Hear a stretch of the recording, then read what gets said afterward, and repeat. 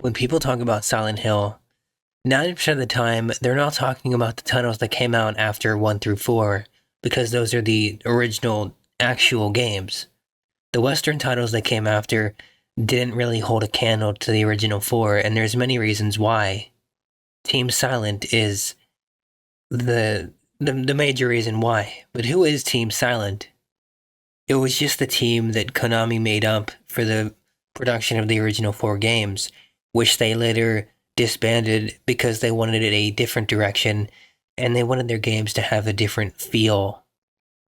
Honestly, it's really quite sad to see. I think of all the names and people involved, Kira Yamaka really was almost the only one that stayed on. I think there was somebody else, but I don't remember if they are credited or not. According to Reddit, there's actually a few more people back than I thought.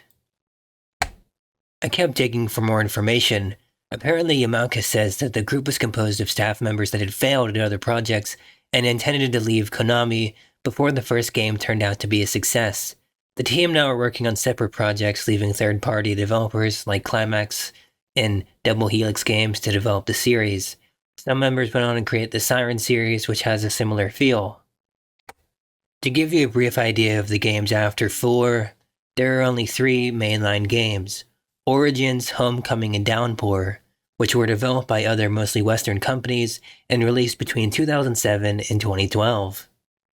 The Silent Hill franchise has expanded to include various print pieces, 2 feature films, and spin-offs. As of 2013, the game series has sold over 8.4 million copies worldwide. Since 2022, Konami has embarked on a series of projects in the series, including The Short Message, the 2024 Silent Hill 2 remake, and the upcoming Silent Hill F, with various spin-offs releasing during the 2 periods. What about a Silent Hill 5? Before Silent Hill Origins was made, Team Silent was tasked with working on a 5th installment in the series, simply titled Silent Hill 5, with development starting as early as 3. The game was delayed due to demand from fans who wanted proper closure for the first game. The planned story of 5 was to focus on a damaged human being summoned to Silent Hill for a specific reason. Yamaka described the story as the darkest story we've come up with. Another unique feature of the game was that it would start in Silent Hill as an everyday town with people going about their lives, which would slowly begin to rot away as players progress through the game. Before Climax Studios began working on what would later become Silent Hill Origins, they originally pitched a different game idea to Konami in 2006. Intended to be a PlayStation 3 exclusive, the proposed game would have taken place in Arizona and starred a protagonist named Father Hector Santos. The priest would have utilized water, a major motif in the game, to perform holy rites and rituals. The proposal never received a green light from Konami, and it was reimagined as an original title called Broken Covenant, but that too was eventually shelved. The original plan for Silent Hill Origins was to remake the original game for the PSP. However, after realizing how much work it would take to redo the graphics from the ground up, Climax Studios decided it would be better to create something new instead. In July 2019, Ito of Team Silent was asked if he would be willing to work on a remake of the original game. He declined, stating, "It will take about 3 years to build that, and you only live once, so repeating the same thing is just a waste of time. Also, I get bored easily." And then Silent Hill Original Sin. When Origins was being developed by the LA subsidiary of Climax Studios, it was originally conceived as a dark comedy inspired by Scrubs, using the Wonderware engine and an over-the-shoulder camera. The game featured monsters such as the Straitjackets and Butcher, along with new creatures like the Miners, Afflicted, a wheelchair monster, Piercer, and Meat. Players could place barricades to protect themselves. Instead of using a radio to alert the player, the initial version of the game employed a more visual cue: chilled breath. If many enemies were nearby, the edges of the screen would freeze over. Much of the map was altered in the final version. Locations included a burned, debilitated hotel, the Doyle Asylum for the Mentally Ill, which once housed Dahlia, the Orpheum Movie Theater, a meatpacking plant, catacombs, and the Order's Lair. The opening scene was similar to the final games, except Travis pulls his truck over to stop Mr. Twilight instead of Alessa. Mr. Twilight flees at the sight of Alessa, who then transforms the town into its fog world.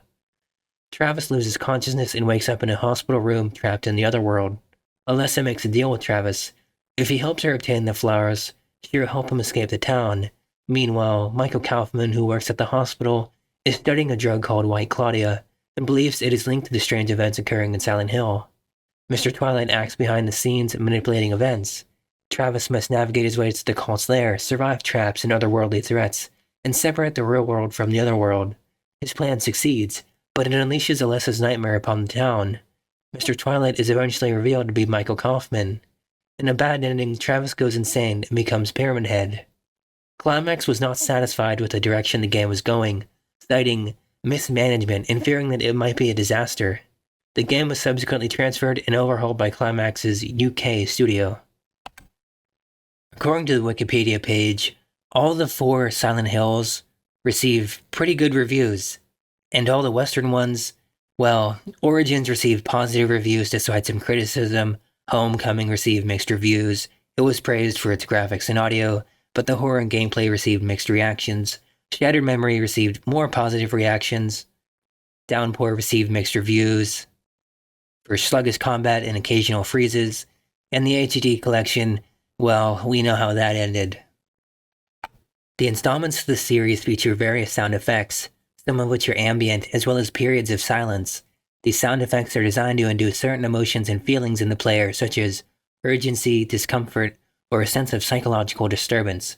According to Yamalka, atmosphere is a crucial element of the series, and without it, the series' production would have been impossible. The musical pieces range in genre from industrial to trip-hop to rock, with some tracks featuring vocals by Mary Elizabeth McGlynn. The music of 3 and 4 also includes performance and songwriting contribution from musician and voice actor Joe Ramirza. Downpour and Book of Memories feature soundtracks scored by Daniel Licht. Downpour includes music in the industrial genre, with vocals by McGlynn, as well as by Jonathan Davis of Korn. The plots of the installments, except Shattered Memories in the Room, share a common setting: the foggy town of Silent Hill, which is a fictional location set in the Northeast US. Some games specifically state the town is being located in Maine, whereas in the film, the town is set in West Virginia.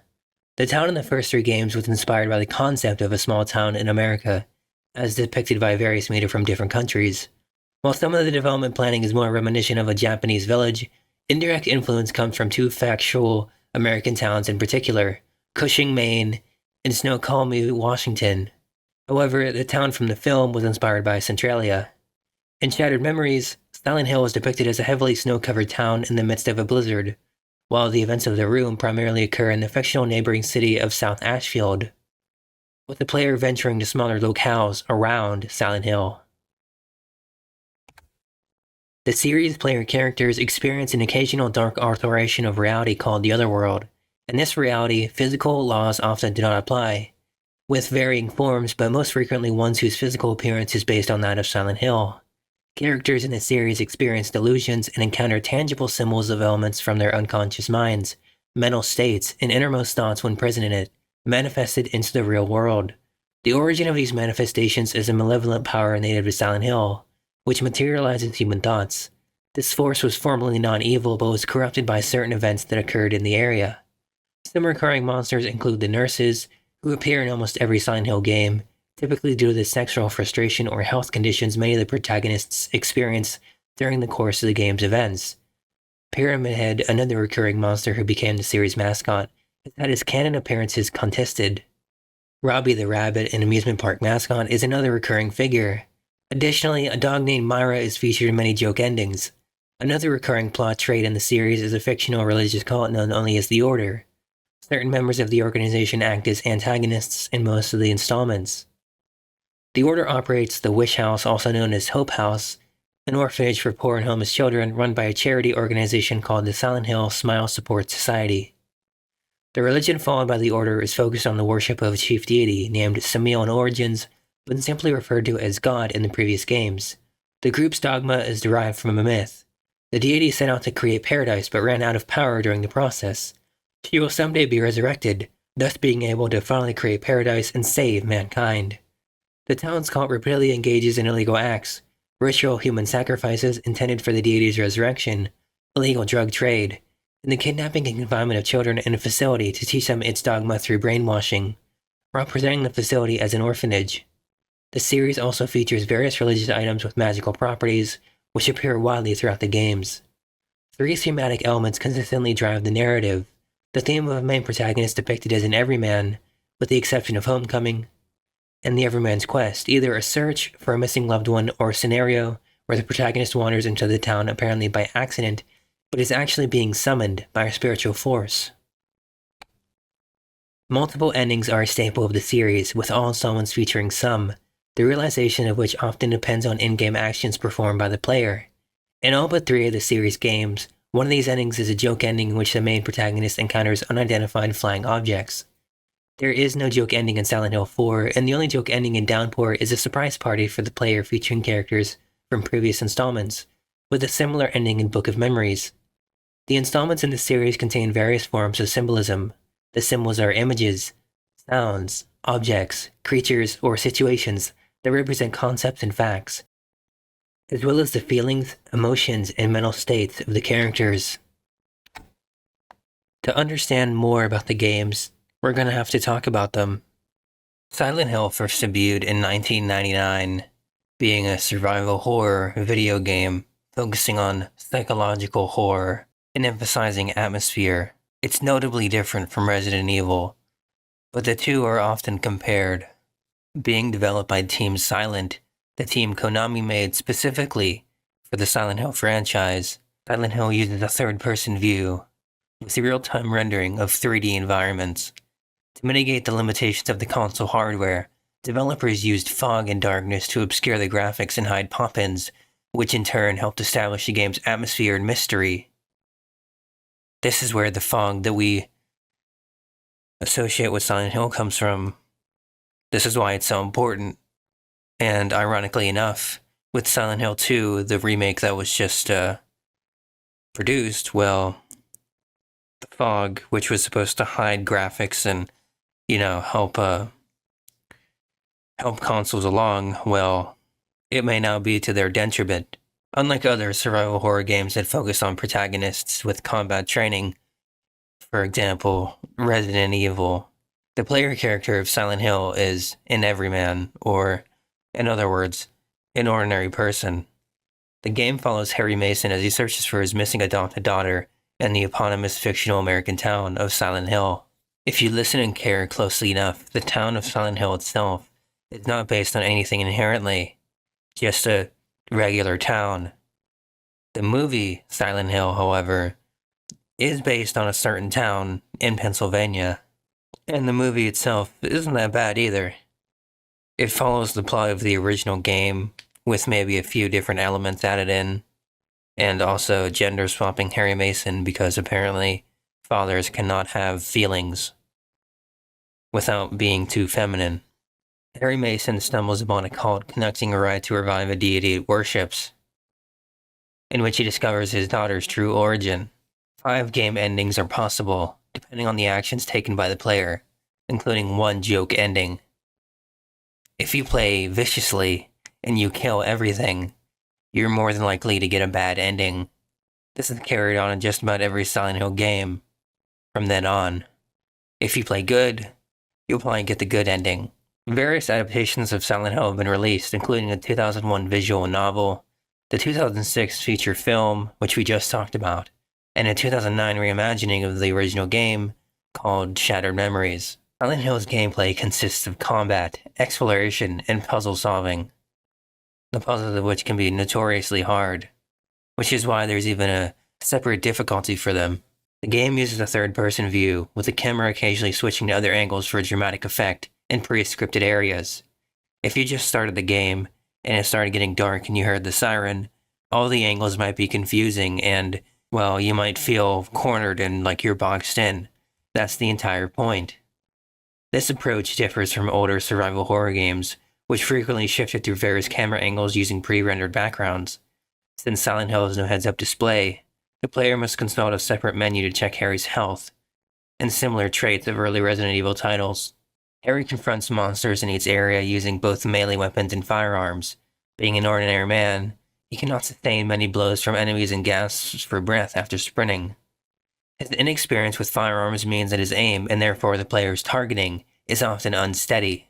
A portable radio collected early in the game alerts Harry to the presence of nearby creatures with bursts of static. Other players can choose to turn off the radio, just like they can choose to turn off the flashlight. If you're in an especially dark room or you want to evade some monsters, you can turn off the radio and the flashlight and get past them almost, well, without being seen. Now, personally, I've never done that. Okay, maybe I'm just too much of a pussy, or I want to face them head on, but I never do that. I'd rather just get out of the way and avoid skulking around like that. Harry is encouraged to locate and collect maps of each area as soon as possible.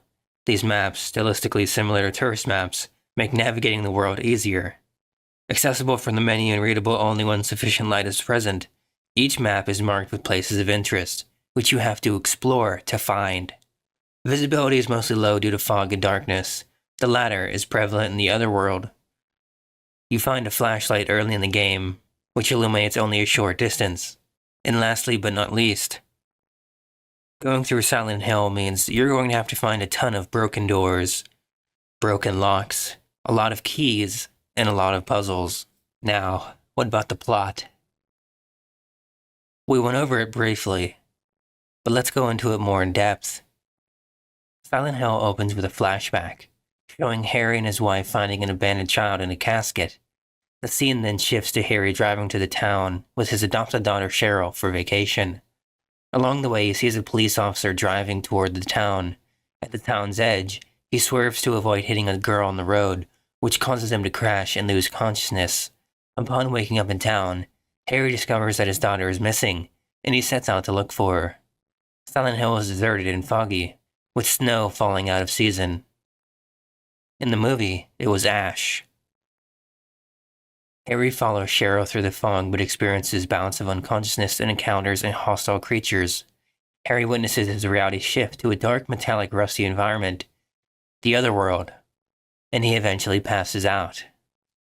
When he wakes up, he meets Sybil Bennett, the same police officer he saw earlier, who has come from a neighboring town to investigate these mysterious occurrences. He finds himself in a cafe. Sybil gives him a gun before leaving after their little conversation. Harry finds a clue that Cheryl's at the local school. While investigating, he's transported back to the other world and has to defeat a creature before returning to the normal world. As Harry leaves the school, he hears bells ringing and follows the sound to an old church. There, he meets Dahlia Gillespie, a cultist who gives him the Floros, a charm she claims can counteract the darkness spreading through the town. Harry leaves the church and investigates the hospital, where he encounters its director, Dr. Michael Kaufman, who is bewildered by the sudden changes in the town. Harry also discovers a frightened amnesiac nurse named Lisa Garland hiding in one of the rooms. While investigating the hospital, Harry begins to question his own existence, wondering whether he is already dead and everything is happening in his mind.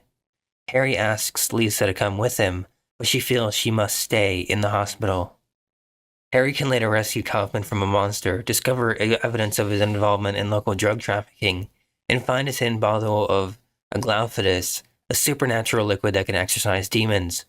Harry meets Sybil again and comes to believe that a darkness is transforming the town into someone's nightmare, causing the inhabitants to disappear. Sybil suspects that Dahlia might be under the influence of drugs. Dahlia urges Harry to stop the demon responsible, the girl on the road who appears sporadically, or Cheryl will die. Continuing his search, Harry is drawn into a confrontation with Sybil, who has become host to a supernatural parasite. The player can choose to save her using the red liquid found at the hospital.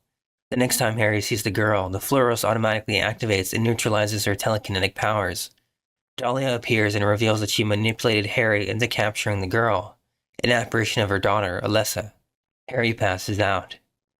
He awakens in the hospital next to Lisa. Lisa explains that she experienced a sense of déjà vu while in the basement, and when he finds her again, she despairs that she is the same as them. She pleads with Harry to save her and desperately grabs him, causing Harry to instinctively push her away as blood starts to run down her face. Horrified, he flees, blocking the door outside. He hears Lisa crying, prompting him to re-enter the room.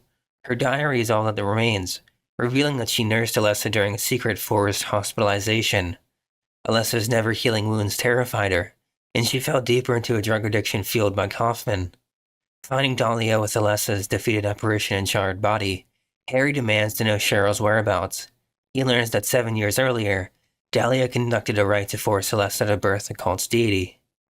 Alessa survived being immolated because her status as a vessel rendered her immortal, while her mental resistance to the rite caused her soul to be bisected, preventing the birth. One half manifested as Cheryl, whom Harry and his wife adopted. Dahlia cast a spell to lure Cheryl back, while Alessa was imprisoned in the hospital, enduring unceasing agony from her injuries.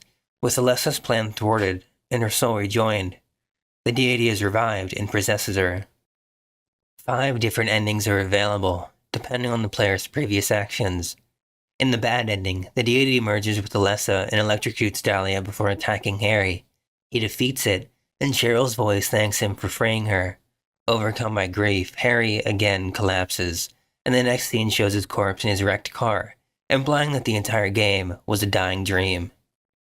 The bad plus ending concludes with Harry defeating the deity, and Cheryl thanking him. Harry falls to his knees, unable to save his daughter. Sybil goes to Harry and slaps him back to his senses, telling him they must flee. The two stand in silence as fire falls from the sky. In the good ending, even without saving Sybil, Kaufman, feeling betrayed by Dahlia, demands that she restore the town to normal and uses a Glauphidus to exorcise the deity from Alessa. Harry again defeats the deity, and Alessa gives him an infant, the reincarnation of herself and Cheryl. She helps him escape from her nightmare realm before dying. The good ending is similar to the good ending, except Harry escapes with both Sybil and the baby. In both good endings, a bloody and vengeful Lisa prevents Kaufman from escaping with Harry.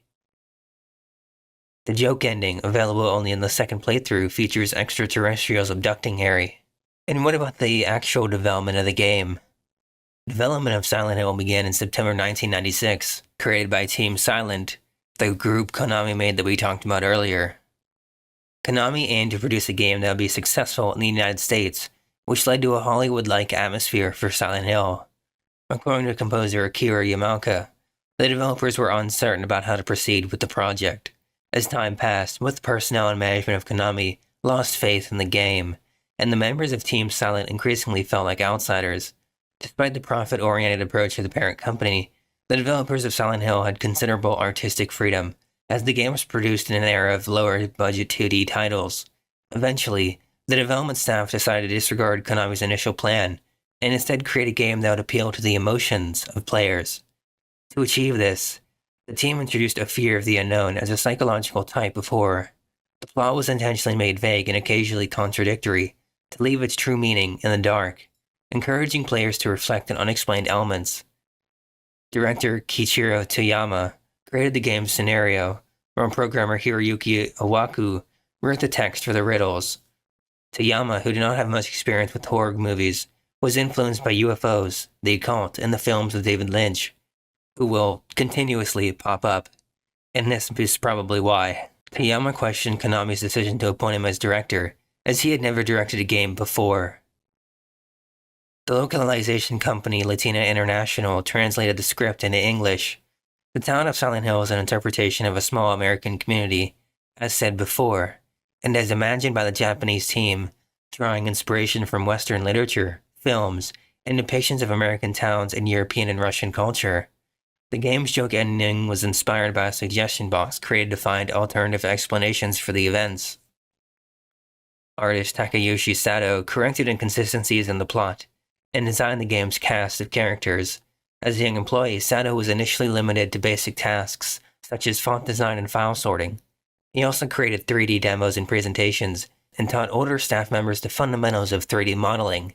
However, his contributions went uncredited as he lacked the same level of respect within Konami as the more senior employees. Sato eventually approached the company's higher-ups with a short demo movie he had rendered, and threatened to withhold his technical knowledge unless he was assigned to 3D work. His supervisor relented, allowing Sato to work on computer designs. Instead of relying on illustrations, Sato conceived the characters of Silent Hill, while creating their computer-generated models.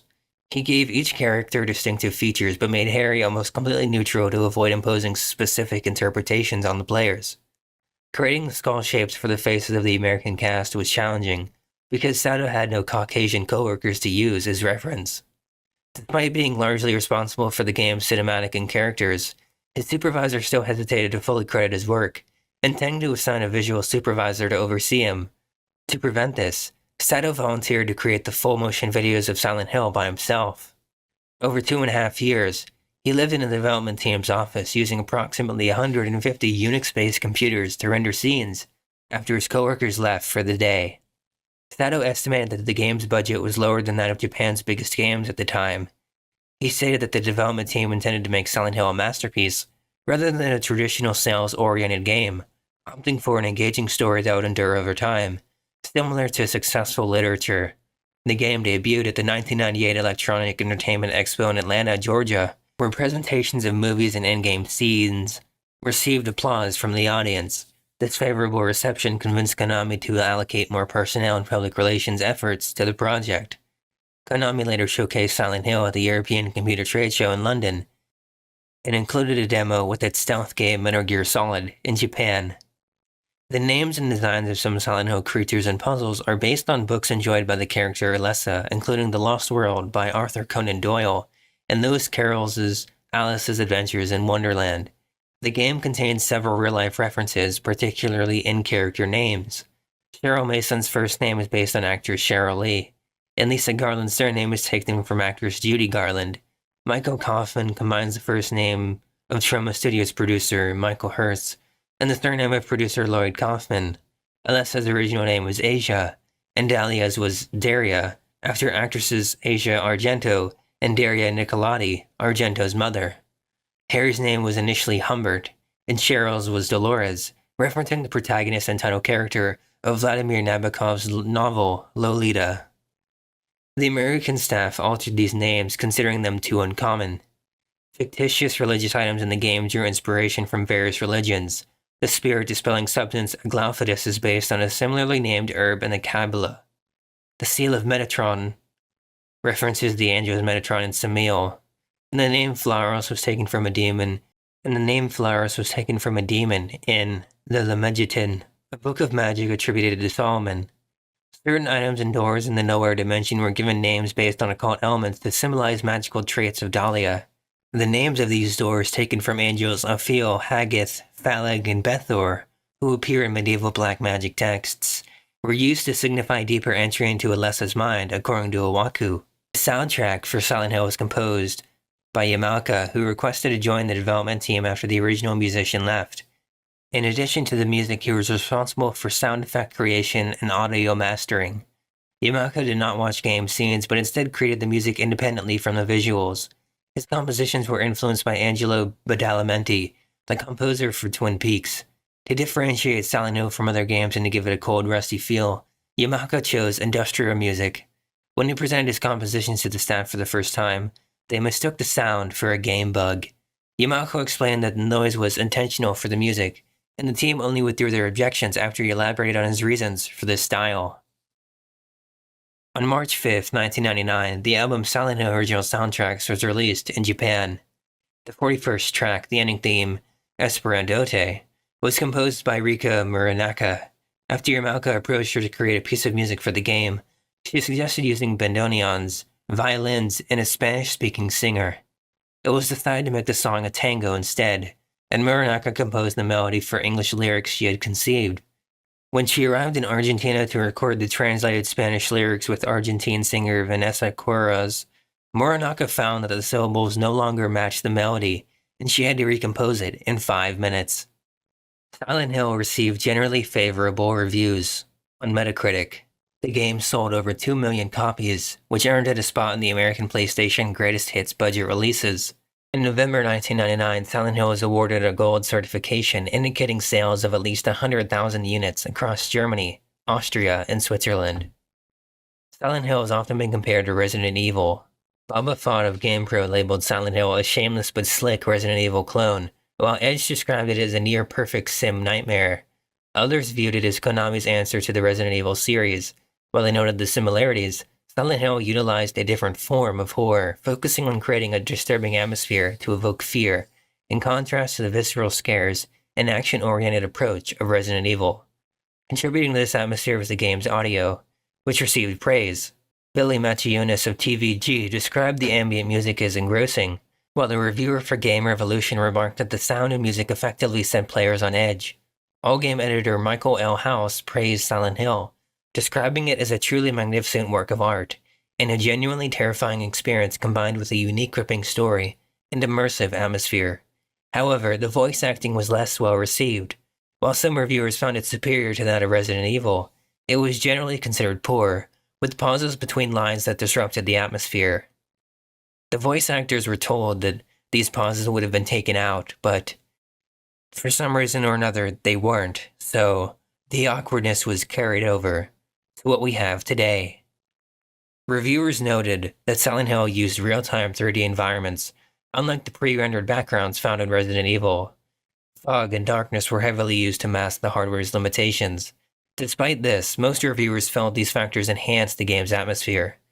Francesca Reyes of IGN noted that these elements added to the atmosphere of dilapidation and decay.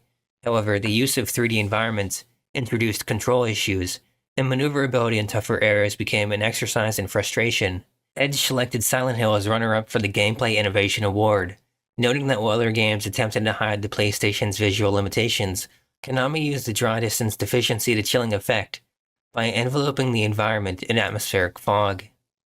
The game's lasting popularity as the first in the series was recognized long after its release. The 2000 list of the best PlayStation games by IGN ranked it as the 14th best, while GameSpy's 2005 article on the best PlayStation games placed it as the 15th, produced for the console. In a 2006 Game Trailers video feature, Silent Hill is ranked number 1 on its list of the top 10 scariest games of all time. In 2005, the game was credited for moving the survival horror genre away from B-movie horror elements and toward the psychological style seen in art house and Japanese horror films, due to its focus on a disturbing atmosphere rather than visceral horror.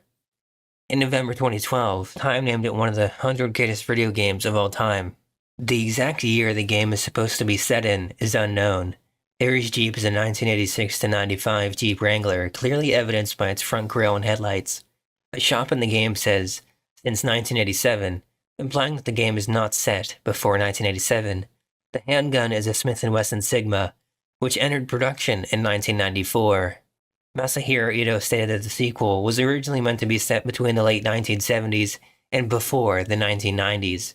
Both Ito and Lost Memories Silent Hill Chronicle confirm that Silent Hill 2 takes place after the original.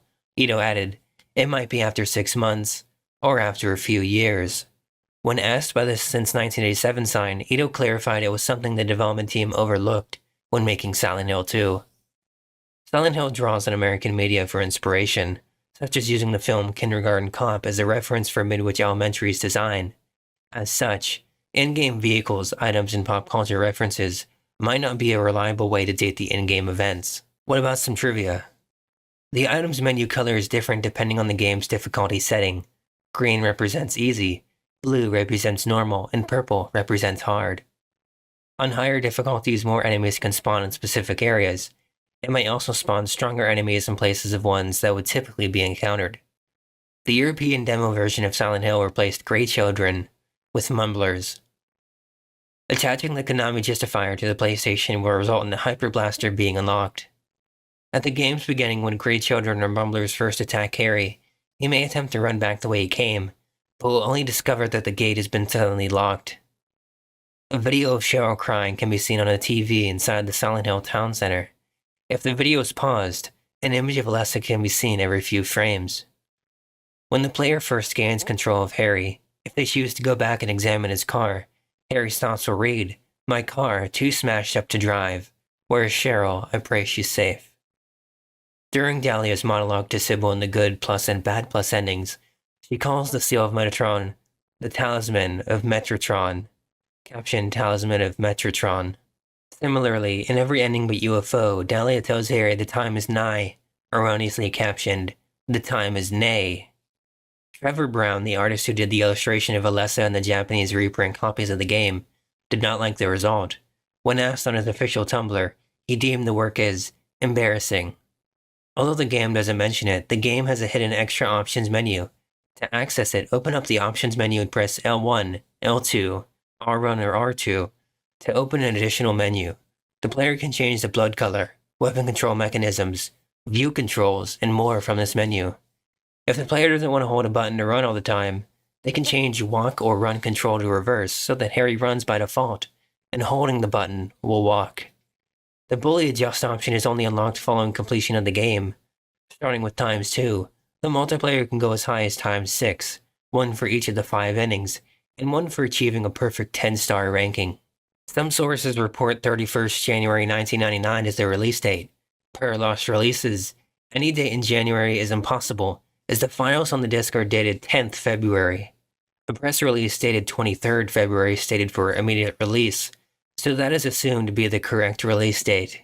If you're wondering about which Silent Hill to play first, you should definitely start the original, especially if you plan on playing Silent Hill 3, as one is the direct sequel. Silent Hill 2 is the second installment in the Silent Hill survival horror series, and the first game of the series to be released for PlayStation 2. The game was developed by Team Silent and published by Konami. It launched in North America on September 25th, 2001. A more definitive version of the game, Silent Hill 2 Restless Dreams, was re-released with new features on the PS2 as a greatest hits title and ported to the Xbox and PC. It is known as Silent Hill 2 Saigo no Uda, the final song, in Japan, and in Europe, Silent Hill 2 Interferes on Xbox, and Silent Hill 2 Director's Cut on PlayStation 2 and PC. It features an additional UFO ending, a new scenario called Bored from a Wish, better graphics and lighting effects, and exclusive to the PC version, the ability to save anywhere, swap weapons without opening the menu, and a movie gallery. It was later re-released in high-definition resolution with optional new voices, along with Silent Hill 3, for the Silent Hill HD Collection on Xbox 360 and PS3. But the HD Collection is notoriously, well, we don't talk about that. A remake was announced to be in development by Bloober Team on October 19, 2022, during the Silent Hill Transmission event. It was released on October 8, 2024, for PlayStation 5 and PC. A film version which adapts the story for the game, Return to Silent Hill, is being developed by the director of the first film, Silent Hill, Christoph Gans. We'll talk about the remake a little bit later. But for now, let's start with the original. James Sunderland has arrived in the town of Silent Hill, Maine, after receiving a letter from his wife, Mary, despite the fact that she suffered from a terminal disease and died 3 years prior. The letter claims that Mary is waiting for James in their special place, which confuses James, as the whole town of Silent Hill was their special place. Despite James wondering if the letter is a prank by someone with a twisted sense of humor, he notes that the letter is definitely written in her handwriting, and the author is aware James once made a promise to return to Silent Hill with Mary, and that he never fulfilled said promise. After leaving the town's observation deck and walking to Silent Hill, James enters a graveyard and meets Angela Orozco, a nervous young woman who came to the town to search for her missing mother. She warns him that there's something wrong with the town, and that it could be dangerous, but he ignores her warnings, saying he doesn't care if it's dangerous and that he plans on finding his missing someone too. When James reaches Silent Hill, he discovers that it is not the same beautiful town it was a few years ago. In addition to the bizarre, omnipresent fog, the whole town seems to be rotting away and abandoned. Macabre, vaguely humanoid creatures are roaming the streets and attempting to attack James whenever possible. When he discovers that the path to his first destination, the Lakeside Rosewater Park, is blocked, James decides to pass through an apartment complex to reach what he believes could be the special place Mary mentioned in her letter. Inside the apartments, James briefly encounters a little girl, who steps on his hand before running away. Soon after that, he finds Pyramid Head, a humanoid monster whose head is completely obscured by a giant metal pyramid-shaped helmet. James later meets a young man, Eddie Dombrowski, who is vomiting into one of the apartment toilets. Eddie defensively responds to questions regarding a corpse in the refrigerator of the apartment room. In another apartment complex, James finds Angela again lying in front of a large mirror, contemplating suicide with a knife in her hand. Trying to talk her out of it, James persuades her to hand him the knife for her own safety, and she flees in an unusual panic to resume her search for her mother. After James leaves the apartment building, he finds the girl he previously met humming to herself on a graffiti-covered wall. He confronts her in frustration, and she reveals to James that she knows Mary and that he never loved her anyway, but then jumps off the other side of the wall before James can get more information from her. When James finally reaches Rosewater Park, he meets a woman named Maria, who appears nearly identical to his recently deceased wife Mary, but showing off more skin and possessing more of an arrogant attitude. During their time together, Maria reveals insight into matters that only he or Mary would know, and acts in a very seductive manner towards James. Maria accompanies James in his attempt to reach his second suspected special place, the Lakeview Hotel that he and Mary once stayed at. James enters Pete's Bolorama, where he meets Eddie again. He also spots the little girl who runs away from James upon seeing him. Eddie then reveals to James that her name is Laura. Outside, Maria claims to have seen Laura, and out of concern for her, has James try to pursue her. After passing through Heaven's Night, James and Maria see Laura enter Brookhaven Hospital, so they follow. While exploring the hospital, Maria becomes sick and rests in a hospital room. James finds Laura in one of the rooms, but he becomes angry at her for claiming to have known Mary for the past year, in clear contradiction to his belief that she has been dead for 3 years. Laura responds by locking him in a room filled with covered monsters stuffed in hanging cages, under the pretense of looking for a letter from his wife. After they are defeated, the hospital undergoes a sudden dramatic change to the other world, where James returns to the hospital room to find Maria missing. James later finds Maria in the hospital's basement. However, Maria becomes incensed, claiming that James had abandoned her, and that he doesn't seem to care to see that she's alive after presumably dying. After she calms down, they continue to search for Laura. Pyramid Head appears and chases both James and Maria through the hospital's basement, and the creature manages to slaughter Maria while they attempt to make their escape via an elevator. Alone again and saddened by the loss of Maria, James decides to refocus on his original task of finding Mary. He leaves the hospital and finds a key buried beneath a statue in Rosewater Park, which leads him to the Historical Society. The Historical Society becomes an exploration of 2 levels, Toluca Prison and a labyrinth in which Pyramid Head resides. In this area, James finds Maria, miraculously alive and locked in a prison cell, who greets him with memories of Mary. Maria claims that they were simply separated in the hospital basement, and that she had not been killed. James tells her that he will free her, but upon reaching the other side of the cell, he discovers that she had been mysteriously murdered. From a newspaper article, James discovers that Angela killed her father, who sexually and physically abused her under the complicity of her mother. James saves her from a monstrous representation of her father, after which she becomes hostile. Angela expresses her distrust in James and men in general, as from her experience they were only after one thing. She also calls James a liar who didn't want Mary around anymore before leaving. Near the end of the labyrinth, James finds Eddie, who was mentally snapped after a life of bullying and verbal abuse by his peers due to his physical appearance and him being overweight. Eddie reveals he killed the dog of a bullying football player and then shot the dog's owner in the leg. It becomes clear that Eddie is mentally unwell and is willing to kill the next one to laugh at him. James unwisely asks Eddie if he's gone nuts, prompting a battle between James and Eddie. James kills Eddie in self-defense, and he feels shocked and ashamed of himself to have killed a human. James questions his perception of the events linked to his arrival in the town.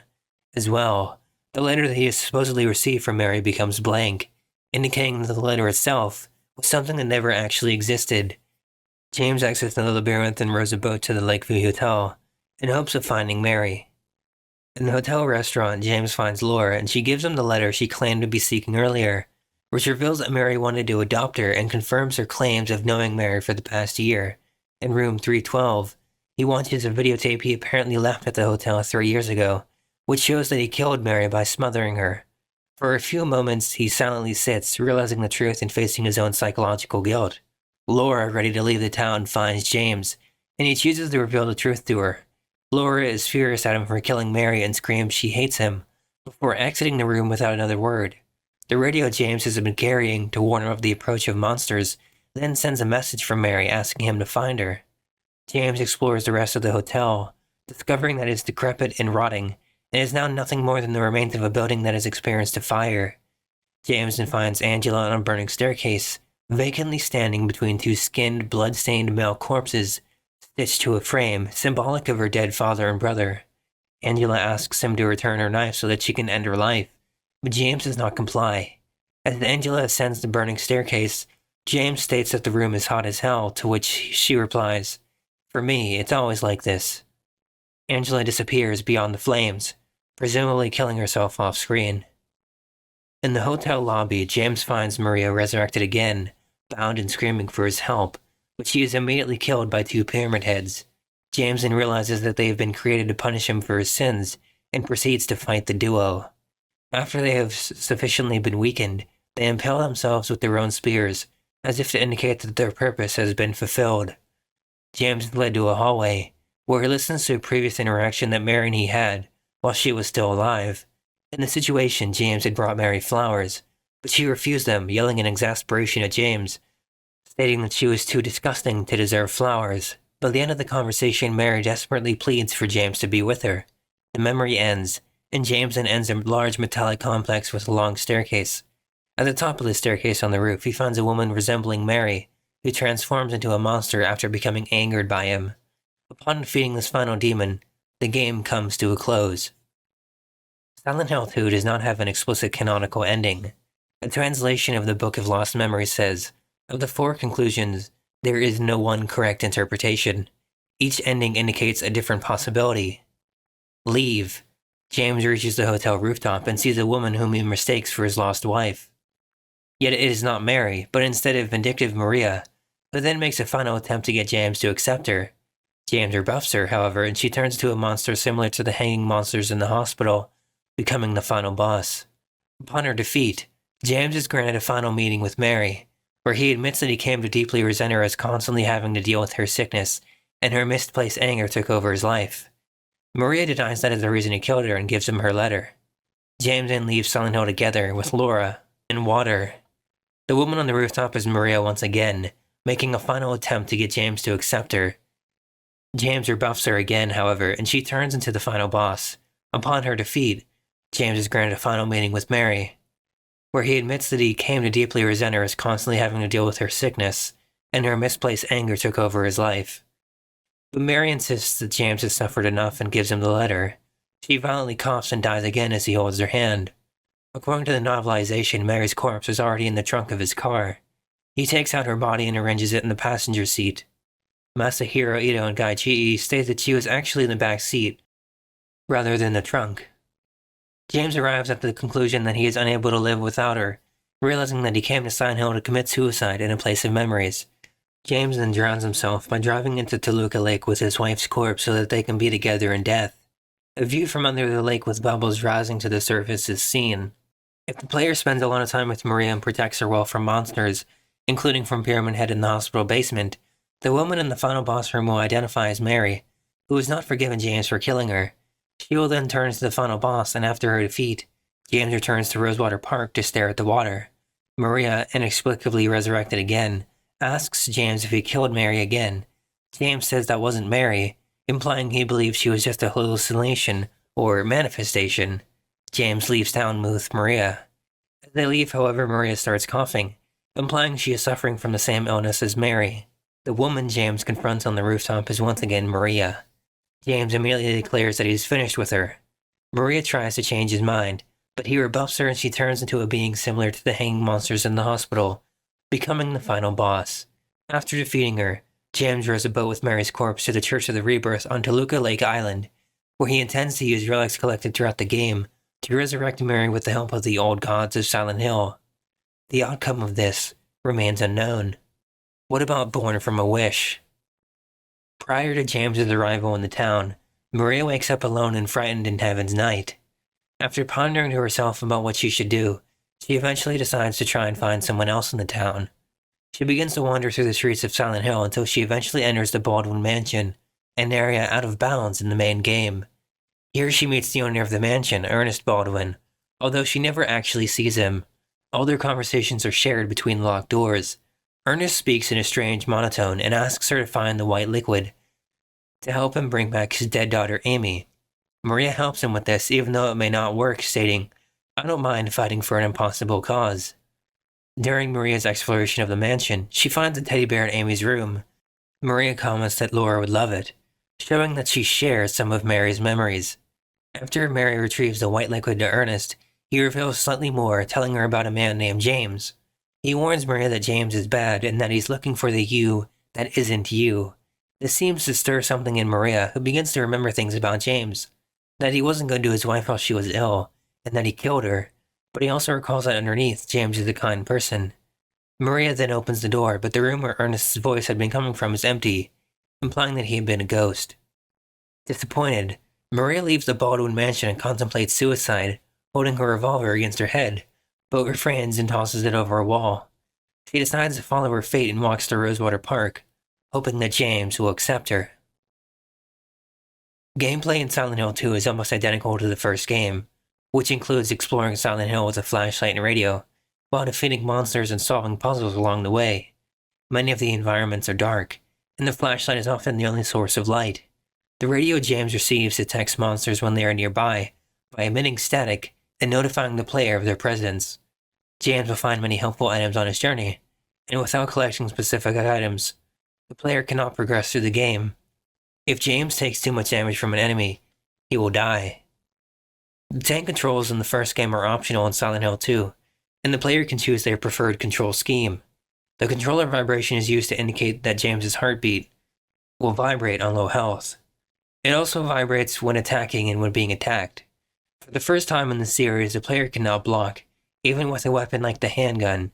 This is performed by holding square or shift, or whatever the run or walk button is.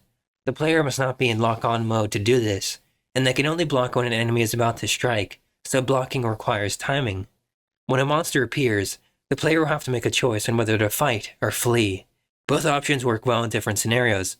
For example, in a narrow hallway, the better option would be to fight, but in a large open area, the better option would be not to engage the enemy.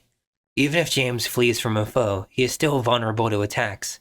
However, if James turns his flashlight off and walks instead of runs, this is less likely to happen. Upon reaching Rosewater Park, Maria will accompany James. She will follow James and is unable to defend herself as she is without a weapon. It becomes James's responsibility to protect her. If Maria dies by taking too much damage from enemies or if James kills her, the game will lead to a game over screen. Even if Maria is very far from James when he opens the door, she will appear right next to him in the next area. Silent Hill 2 original soundtracks were released in Japan on October 3rd, 2001, by Konami. The album contains 30 musical tracks from the game, some in-game and some exclusive to the album, and are completely instrumental. The soundtrack was re-released in Europe as Silent Hill 2 original soundtrack the same year. The CD was packed in a jewel case inserted in a paper box with different cover art. The soundtrack of Born from a Wish was never officially released, but there have been attempts to extract it directly from the game. What about the development? The atmosphere of the game is for the most part similar to the first Silent Hill, including the abandoned and/or decomposing look of the town, and the persistent fog obscuring the streets, but it has been given a more psychological twist. One example of this is James's letter, which progressively disappears during the game, hinting, as Konami later confirmed, that the letter was not real and merely another part of James's hallucinations. The implication is that as James slowly began to understand what he had done, the illusions of the town began to disappear. This can also be the explanation for the transformation of the hotel, as when James enters it is mostly intact, but after he sees the videotape he finds it reverts to its true form, a mostly burned out structure. Other acknowledged attempts to induce a psychological influence on the game include placing Mary's dress in the room where James discovers the flashlight, and modeling at least 2 corpses in the town after James. The monsters in the game, as well as being more humanoid in design than their counterparts in the preceding game, are acknowledged to have been, for the most part, designed as a reflection of James's own subconscious.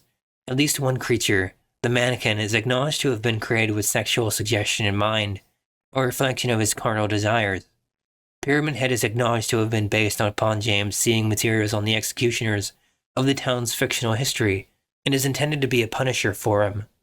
2 exceptions to the theme are the Abstract Daddy, a reflection of the subconscious memories of Angela, and the Creepers, which are also seen in the first game.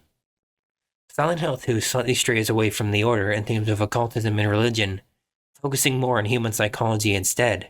Although there are still hints and traces of it, there's a much lesser focus compared to the first game.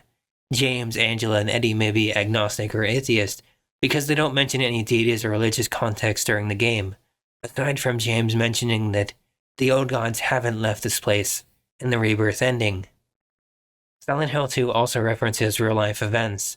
The creators have said that the name Mary came from Mary Ann Nichols and Mary Jane Kelly, Jack the Ripper's first and last victims respectively. Other observers have claimed that Maria's outfit was copied from Christina Aguilera's appearance at the 1999 Teen Choice Awards. Eddie Dombrowski's name was taken from actor Eddie Murphy back during the beginning phases of production when Eddie was originally designed with a pleasantly optimistic personality. The name of Angela Rusco was derived from Angela Bennett, the protagonist of the film The Net, and lore is from the novel No Language But a Cry by author Richard D'Ambrosio.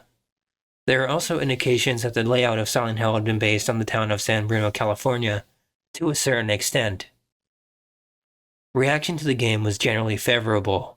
Many praised the game's graphics, especially at the time compared to other video games, which were a major improvement over the first game, with more polygons, realistic lighting and CGI, and more detailed textures, environments, and facial animation. In terms of hardware, the PlayStation 2 version has an 89 on Metacritic. The PC port, when it was initially released, received lower commendation due to some technical issues such as slow transitions, looping sounds, etc. Since its initial release, the PC version initially intended for Windows XP has external problems which allow use and compatibility for more modern OSs. Silent Hill 2 is ported to PS3 and Xbox 360 as part of the Silent Hill HD collection, although this version of the game has been criticized. Silent Hill 2 is often called one of the greatest works of art in the survival horror video game medium. Many players consider it to be the magnum opus of the Silent Hill series. The deep, emotional, provocative, psychological storyline, atmosphere, and music was well praised. The story touches on some mature, taboo, and controversial subjects, which was largely unheard of around 2001, although it tries to do so in a mature fashion, pushing the bar for survival horror, as well as storytelling and art direction in video gaming. For example, James's and Mary's story covers grief, relationship issues, fatal illnesses, euthanasia, the right to die, and the morality of finding another partner when one's current lover has died, and the two of them may not have properly discussed this what-if scenario. Angela's story has elements of alcoholism due to her father, sexual and physical abuse, domestic violence, rape, incest, suicide, and trauma. Eddie's story focuses on bullying, body image, and fat shaming. Some of the more universal themes include murder, revenge, loneliness, pain and suffering, existentialism, guilt, death, depression, mental illness, and mental health. Although there is some cultism and religion mentioned in the game, there is a much lesser focus on it compared to the first. Although Silent Hill 2 was praised, it received some criticism. Many fans of the first game wanted to learn more about what happened to Harry, Sybil, the baby, and the cult, but were disappointed that Silent Hill 2 generally avoids this, resulting in future Silent Hill games rectifying this. The scale of the outdoors of the town is smaller compared to the first game, with only one district instead of 3 like the first. Some of the monsters were criticized for being recycled a lot, especially the lying figures and mannequins, and some players missed the tension of being chased by the groaners and air screamers. Although Pyramid Head was praised and found terrifying by many players, he would receive popularity enough to become the series mascot as a sort, something Ida regretted. Others found his helmet head design was silly, and that he did not chase James enough. Some players felt that the game's fear factor was a step down, with a less visceral overworld and less jump scares. Critics noted that the game was a bit of a slow start, with a long walk into the town, and many players did not enjoy the apartment building complex as the first major level, with some even calling it boring. Moria's AI has been criticized a bit, as she would sometimes walk in the path of James's gun when fighting enemies, or not move to safety fast enough, resulting in her taking damage. She also does not help in battles despite that James has multiple weapons, playing into common tropes of women being helpless and needing protection in video games, which would change with another Silent Hill game created by Team Silent. That's Silent Hill 3. Additionally, it is not possible to heal Maria, and if she took too much damage in the hospital level, she could die in a few hits, causing frustration and save reloads. Like many Silent Hill games, the camera control received some criticism for not showing the player what they wanted to see, and sometimes flailing around awkwardly. Many players found the game's difficulty to be too easy, with some entering the final battle with over 20 health drinks. Because of this, many players recommend experienced survival horror players to play the game on hard. The voice acting has had mixed reception. Mary, or Maria, was considered by many players to be the standout, especially the reading of Mary's letter. James and Angela received some criticism, although their defenders point out that the characters were meant to sound like average people, feeling their sometimes stilted and awkward deliveries enhanced their personalities, adding to the surreal atmosphere. IGN pointed out that the lip sync in their review, the mouths of the characters don't always perfectly match with the words being spoken. The game's plot revealed that James murdered Mary, but forgot about it, which was seen as a shocking plot twist at the time. Although it has been pointed out by some players, the odd nature of James's increasing delusions and psychological repression of forgetting this, even putting her body in his car. This has left players to wonder if James was drunk at the time, as it is revealed in-game that James would drink a fair bit. Eddie's portrayal is also criticized because it plays into stereotypes that overweight people are gluttonous, lazy, and selfish, as he is seen eating a whole pizza, and not caring that an 8-year-old is wandering a town full of monsters. Even when James asks that Eddie leave his pizza to chase Laura, Eddie decides to remain. Some players felt his death was rushed, preferring the game's novelization approach, which features a more intimate moment between James and Eddie, where Eddie comes back to his senses and the two are able to share a final talk, much like the talk between James and Angela. How about some trivia? For the game's booth during E3 2001, a mannequin of James and Laura on top of a wall was displayed. According to Ito, the events of Silent Hill 2 are set in the late 70s or 80s, prior to the 90s, but this was retconned in subsequent installments, with Alex Shepard's diary from Silent Hill Homecoming establishing it as being set directly in the 90s. A November calendar in Amy's room shows the Wednesday is on the 7th. Maria remarks it's 10 years old. If one coincides this with Ito saying the 70s or 80s, this means the original intent could be for the game to be set in 1983 or 89. If one takes the retcon into consideration, then it means the game could now be canonically set in 94. According to Ito, the team chose to make James forgetful of his crime and gradually remembers the game progresses, so that the player could explore the abandoned city with James's mind. The concept of denial and selective memory loss would again be used for Heather Mason, Travis Grady, and Alex Shepard. The streets and buildings were inspired and named after real writers, stores, and locations. Angela Rusco appears on the North American game cover. Akira Yamaoka took recordings of over 100 footsteps for the game. In making of Silent Hill 2, he states that this was to add variety and to avoid redundancy. He also claims that silence is a sound all its own, and that the footsteps were meant to contribute to the eerie lack of music.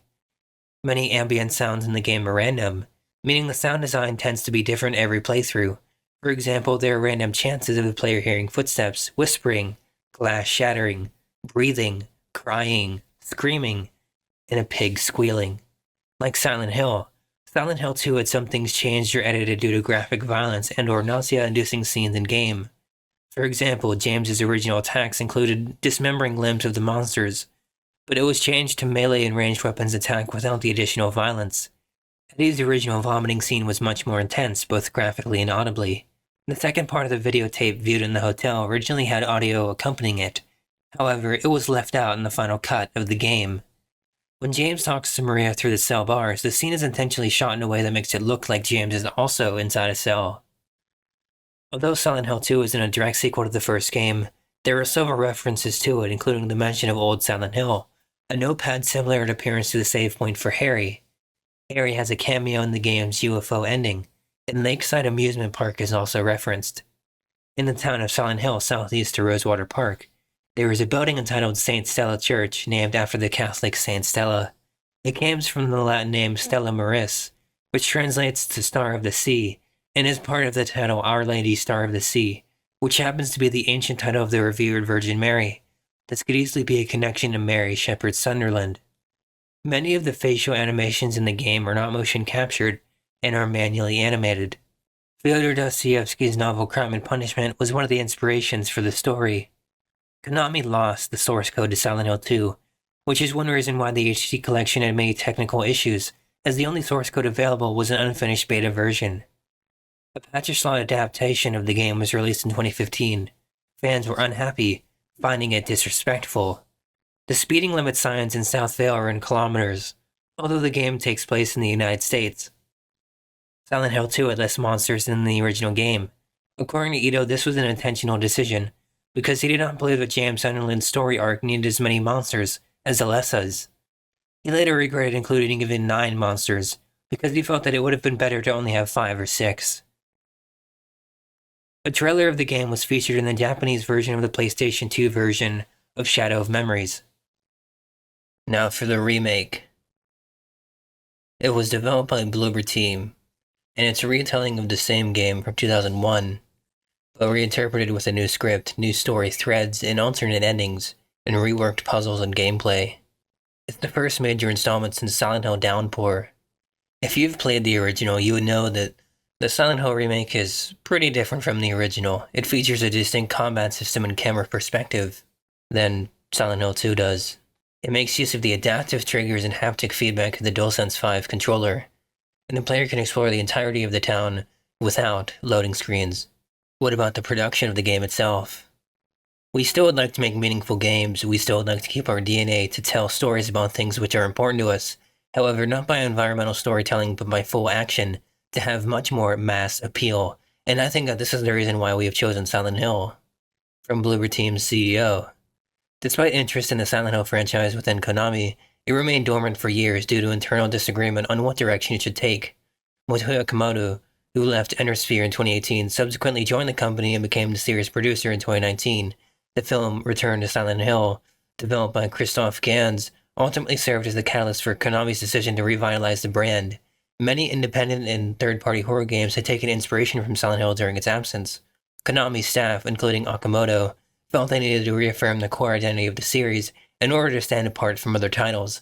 They concluded that what makes Silent Hill unique is how it embodies true psychological horror, and chose to reboot Silent Hill 2 for that reason. Some of the staff disagreed with this decision and lobbied to remake the first installment instead, which had been previously reimagined as Shattered Memories.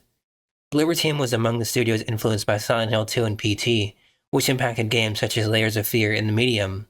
Their catalog of psychological horror games and past collaboration with series composer Akira Yamaoka opened the door for long-term conversations with Konami, which took place both in Japan and Bloober Team's native Poland. Bloober Team started pitching Silent Hill games to them in 2015, but were turned down in their trips to Japan over the next 3 years. Konami invited them to another meeting around 2019, alongside several competing studios, in which they were asked to create a pitch demo for its Silent Hill 2 remake. Out of the studios, their proposal was ultimately chosen and greenlit. Instead of remaking Silent Hill 2 faithfully, the team decided that they wanted to recreate their perfect memory of it. According to Piotr Bebiano, this also gave them the opportunity to do certain things differently and smuggle in some visions of ours. Within the first few months of development, the team replayed Silent Hill 2 to gather as much information as they could and looked to the internet to gauge fan criticism. They found that the plot and world building were the most widely praised elements of the game. Other aspects, such as the AI, indoor levels, and combat system were more controversial, which they sought to reimagine. The pre-existing story was adapted into their game, with changes to the scripts, dialogue, new subplots, and alternate endings implemented to bring it over to their vision. The game was created using Unreal Engine 5, whereas Silent Hill 2 used a combination of static camera angles and third-person perspective to reflect the mental state of its protagonist. Bloober Team opted for an over-the-shoulder perspective, which they felt was more immersive and would appeal to a wider audience. In 2021, they hired a combat programmer, making their first horror title to include combat mechanics. After consulting Masahiro Ito, the core developer of the original games, it was decided that James Sunderland would be older than his traditional counterpart, who was 29. They wanted to depict a mature and weary iteration of the character, who had suffered more over his life experiences, and emphasized that this was a new iteration of the story. The combat was designed by Giacomo Vaccari, with oversight from Ito. Since the game includes both melee and ranged weapons, Vaccari aimed to depict realistic movements with each attack. For the lying figure enemy, it was not enough to create additive movement for the weapon collisions. The creature needed to move in a way that made sense for its shape and body type. Although he preferred to lean towards tension than action, the type of camera and controls meant that the game became more action-oriented than previous installments. It led to more variation in enemy types, attack types, and encounters. On April 19, 2024, the icon on the Steam page was updated with changes to James's facial design. If you kept up to date with the game, you would know this was a pretty big moment. Ito provided Bloober Team with the creature designs and concept art for some of the in-game locations. It was decided early in production that the game would reinterpret existing monsters from Silent Hill 2, rather than designing new ones. Ito's concept art for Pyramid Head was based on his sketches for a statue he supervised for Gecko Corp. The Bubblehead nurse was given colored stockings because he thought the original exposed too much flesh, and because of a gameplay design. Longtime series composer Akira Yamaoka provided the musical score alongside Bloober Team's Arkadiusz Rakowski, whom he had worked on with the medium. Yamaoka challenged himself to create a new style that would have the same impact as his original soundtrack. His goal was to maintain the parts of the score that resonated with players, while heightening those feelings in a modern format. He contributed to the sound design, which makes use of a three-dimensional audio system, allowing players to pinpoint the direction of in-game noises. Ito and Yamaoka played an active role in the game's development. According to lead producer Masih Glom, they were consulted through the creative process and provided much-needed explanations for some of Silent Hill 2's dialogue and innuendos. Ito was responsible for the combat aspect of the game. A new combat system meant changing the way certain monsters move and behave, which influenced the designs. Silent Hill 2 Remake received generally favorable reviews according to Metacritic, with a score of 87. In June 2022, Christophe Gans told a French publication that Konami was planning to launch a Silent Hill multimedia initiative and felt galvanized by the success of Capcom's Resident Evil reboots. In October 2022, Bloober Team's Silent Hill 2 was announced in a live stream hosted by Konami, alongside Townfall, Ascension, and F. Goddamn, has it really been 2 years already? It was confirmed to be in the final stages of development and a timed exclusive on PlayStation 5 and PC because of a marketing deal with Sony.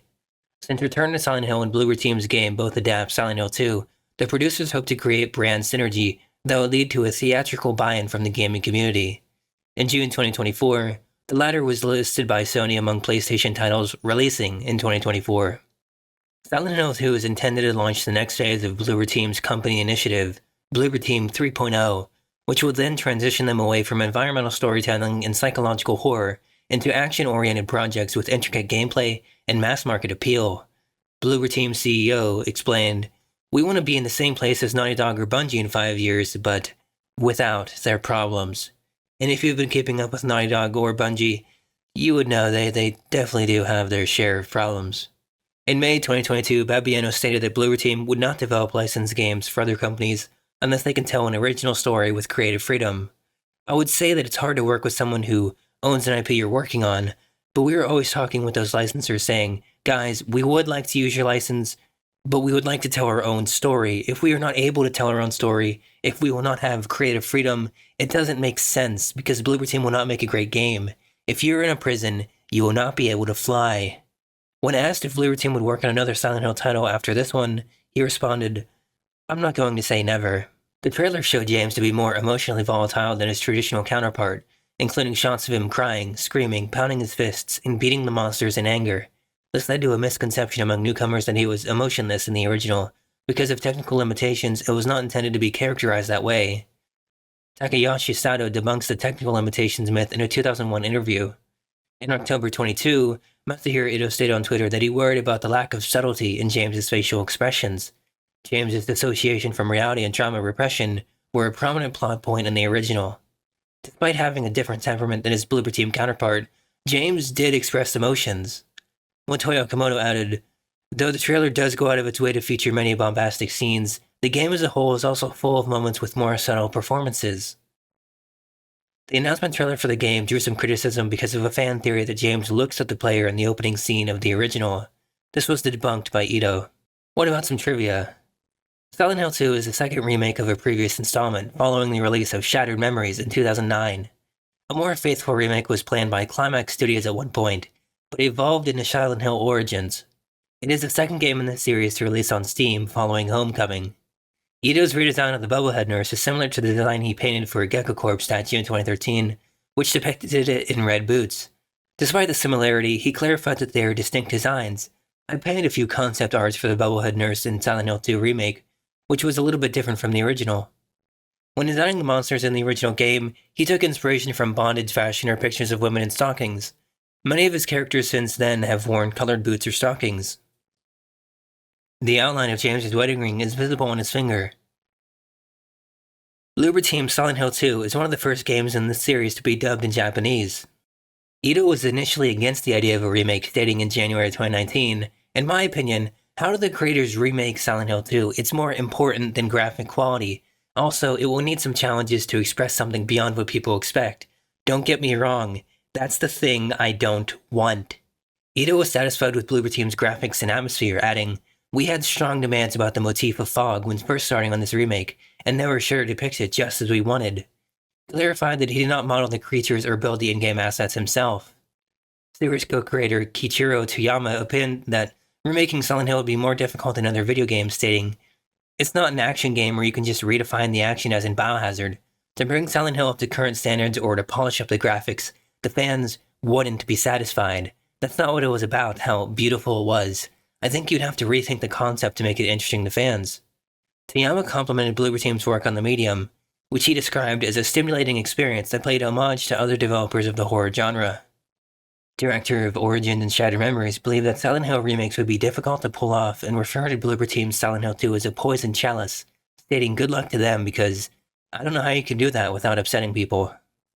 What do people have to say? Some believe that the remake is actually better than the original in some aspects.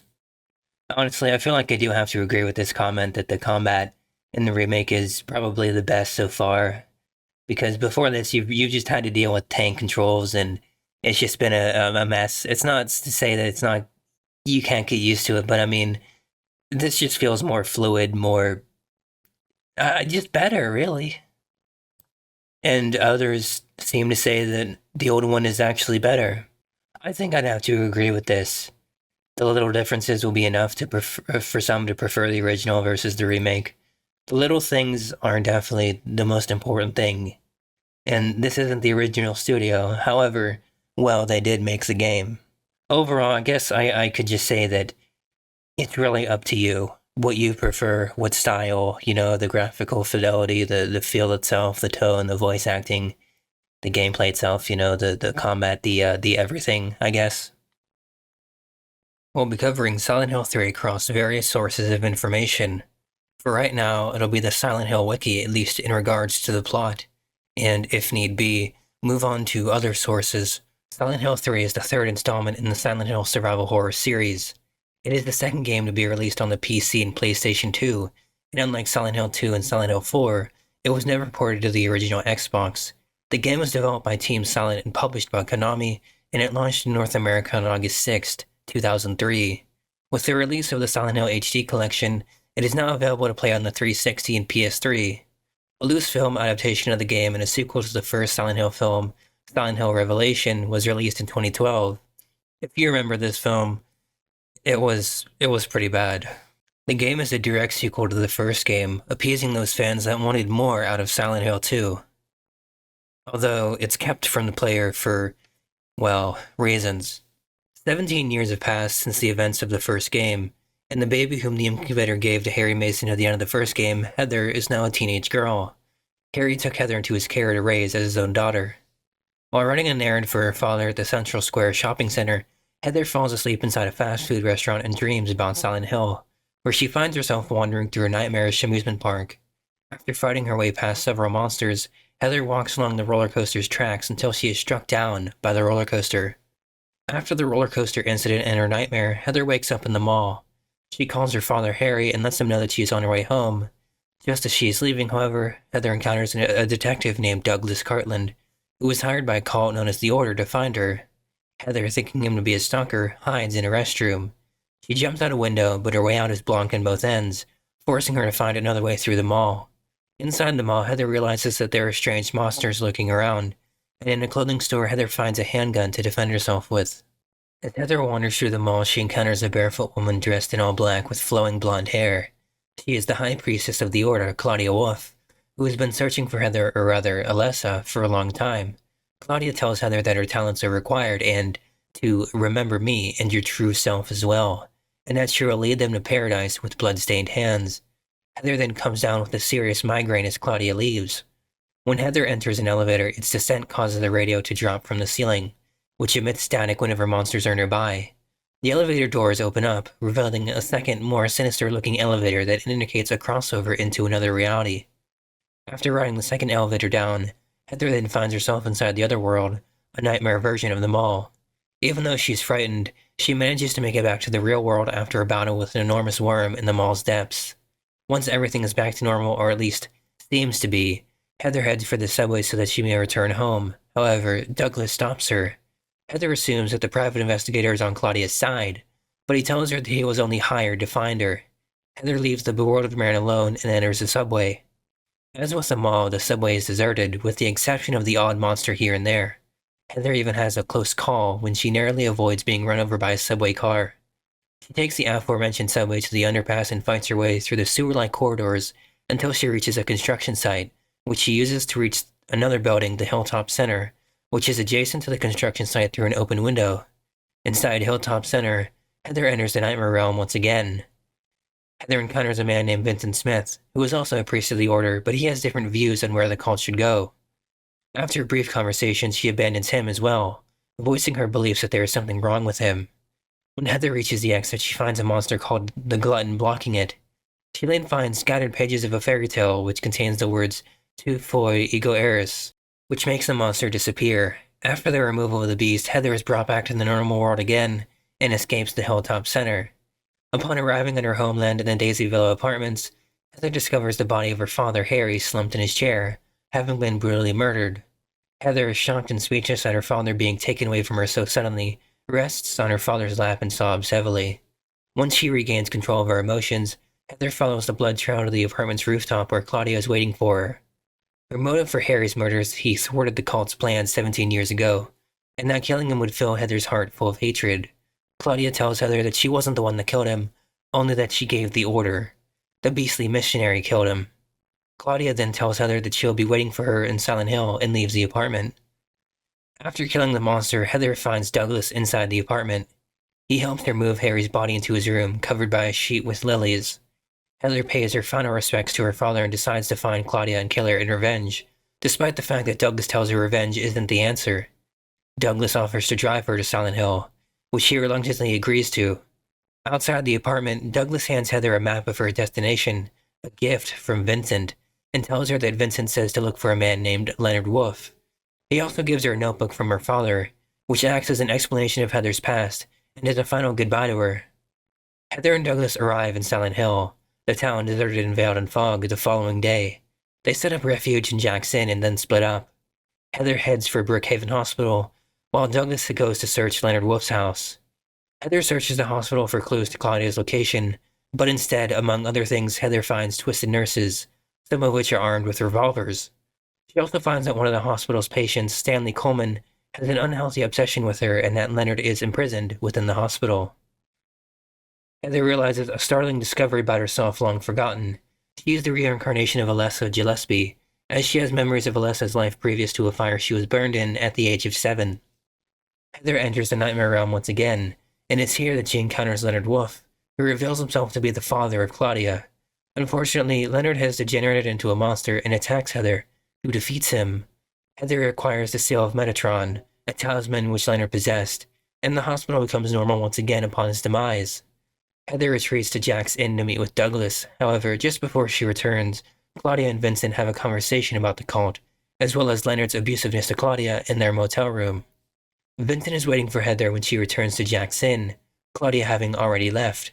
Heather asks him about Douglas's location, and Vincent tells her that he left a message. The church is on the other side of the lake. He also tells Heather that Claudia is inside the church, and that she must pass through Lakeside Amusement Park in order to reach her. Heather follows Vincent's advice, only to find that when she arrives at the park, she enters the other world once again. Heather follows the path to the roller coaster, only this time around, with foreknowledge of what is going to occur. She manages to jump off the tracks just before the cars run her over. In another part of the park, Claudia and Douglas are arguing.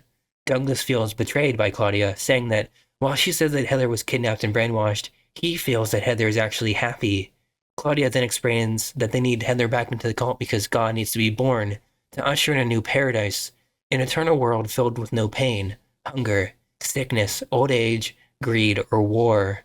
Douglas then points out that a place without any wars or negative implications is not really a paradise, but rather a stagnant world where nothing happens of any real value. Douglas sighs, saying that that type of world would be pointless and boring, and in response, Claudia tells Douglas that she pities him. The detective then pulls out his gun and points it at her, and what happens afterwards remains a mystery. After exploring their amusement park, Heather eventually runs into Douglas once again, but he's unable to come with her due to his broken leg, which is implied to have intentionally been damaged by Claudia using her power of psychokinesis. Heather promises to come back when she's done with things, and she comes to find herself in the same area of the amusement park where Harry was 17 years earlier. On the carousel, Heather encounters her doppelganger, the memory of Alessa. The other Heather is bloodied and severely burned, and wishes to stop the birth of the god at all costs. After defeating her dark self, Heather reaches the entrance of the cult's church. Heather encounters Claudia inside the chapel and tells her that Alessa is fine with the world the way it is. It's unknown if this was actually Alessa or just Heather pretending to be her as a way of manipulating Claudia. Claudia has a strong will and explains that there is too much suffering in the world, and the god of her cult will change all that. Although Heather explains that suffering is a fact of life, and that Claudia must face that reality and not hurt anyone. Heather also tells Claudia that she will never forgive her for killing Harry. Heather suddenly feels pain as the god is close to being ready for birth, and Claudia leaves. While fighting her way through the corridors of the church, Heather encounters Vincent again inside the library. He asks her about the seal of Metatron, which she has in her possession. Vincent is relieved as he believes it can be used as a weapon to defeat Claudia, whom Heather finally catches up to inside the cult's inner sanctum. Claudia wounds Vincent by stabbing him from behind, and Heather is somewhat taken aback by this action. After Claudia calms down, she resumes her usual composure and thanks Heather for making God feel hate and becoming closer to paradise. Heather then points out that a god who believes in hate can never create a perfect world, to which Claudia retaliates by saying that even a joyful world can be a cruel place, and that in order to understand sympathy, one must also know pain and suffering. Vincent, still alive, desperately tells Claudia that Heather has the seal of Metatron.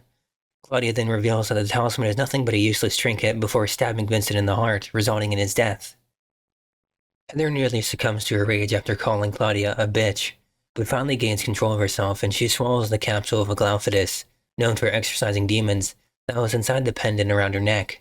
She promptly vomits the bloody fetus of the god onto the floor, and after taunting Claudia with, "Looks like God didn't make it," Heather attempts to stomp on it with her boot, but Claudia shoves her aside and picks up the creature. After ingesting God herself, Claudia falls through a hole, and Heather jumps in after her. Inside the chamber, Claudia is dead after giving birth to the god. Heather then discovers the beastly deity with a reptilian female face, which resembles Alessa's, and a shroud provided by Voltiel. Due to Claudia, God has been reborn. Heather kills the god, thus finally avenging her father, and then collapses to the floor and cries over Harry's death. After regaining composure, Heather stands up and begins to leave, but turns around and stares back at God's direction. It's unknown what occurs after this, and before the ending. We've got the normal ending, where Heather returns to the amusement park, no longer in the other world. She acts very strangely as she approaches Douglas. She wields a knife and seems unresponsive, acting as if she's about to kill him, but then stops and tells him she was just playing a joke. Douglas makes a comment on how she has a twisted sense of humor. She then insists that Douglas call her Cheryl, which is the name her father originally gave. Douglas then asks if she is also considering going back to her black hair color, to which she replies that blondes have more fun. The game closes with an image of Cheryl visiting Harry's grave. This is the canon ending due to a mention of Douglas surviving and exposing the cult in Homecoming. There's also the Possessed and Revenge endings. The Possessed ending, where Heather is standing still in the Otherworld amusement park, and Douglas is lying before her, stabbed to death. Heather is holding her knife in her hand, soaked with blood. This may allude to Claudia's prophecy, which said that Heather would lead believers to paradise with blood-stained hands. To get the Possessed ending, the player must have already finished the game at least once, with Heather accumulating a certain number of points throughout the second attempt. Points are accumulated through killing creatures, 10 points each, taking damage, 1 point, and forgiving the Confessor, 1,000 points. The player must accumulate 4,000 points to receive the Possessed ending. What about the Revenge ending? Just like in Silent Hill 1 and 2, 3 has a UFO ending. After doing what's necessary to attain this ending, a storyboard, comic-like ending commences. Heather returns home to find that her father is not dead, and is in fact sitting at a table drinking tea with an alien. James, from Silent Hill 2, can be seen in the background hiding behind a curtain. Heather, who seems unfazed by the fact that an extraterrestrial is present, informs her father of the horrors and events that she has experienced. Harry, clearly upset, vows revenge on the town for wronging his daughter. He then jump kicks a wooden board held by James clean in 2 pieces in a fit of rage, as Heather and the alien look on and cheer.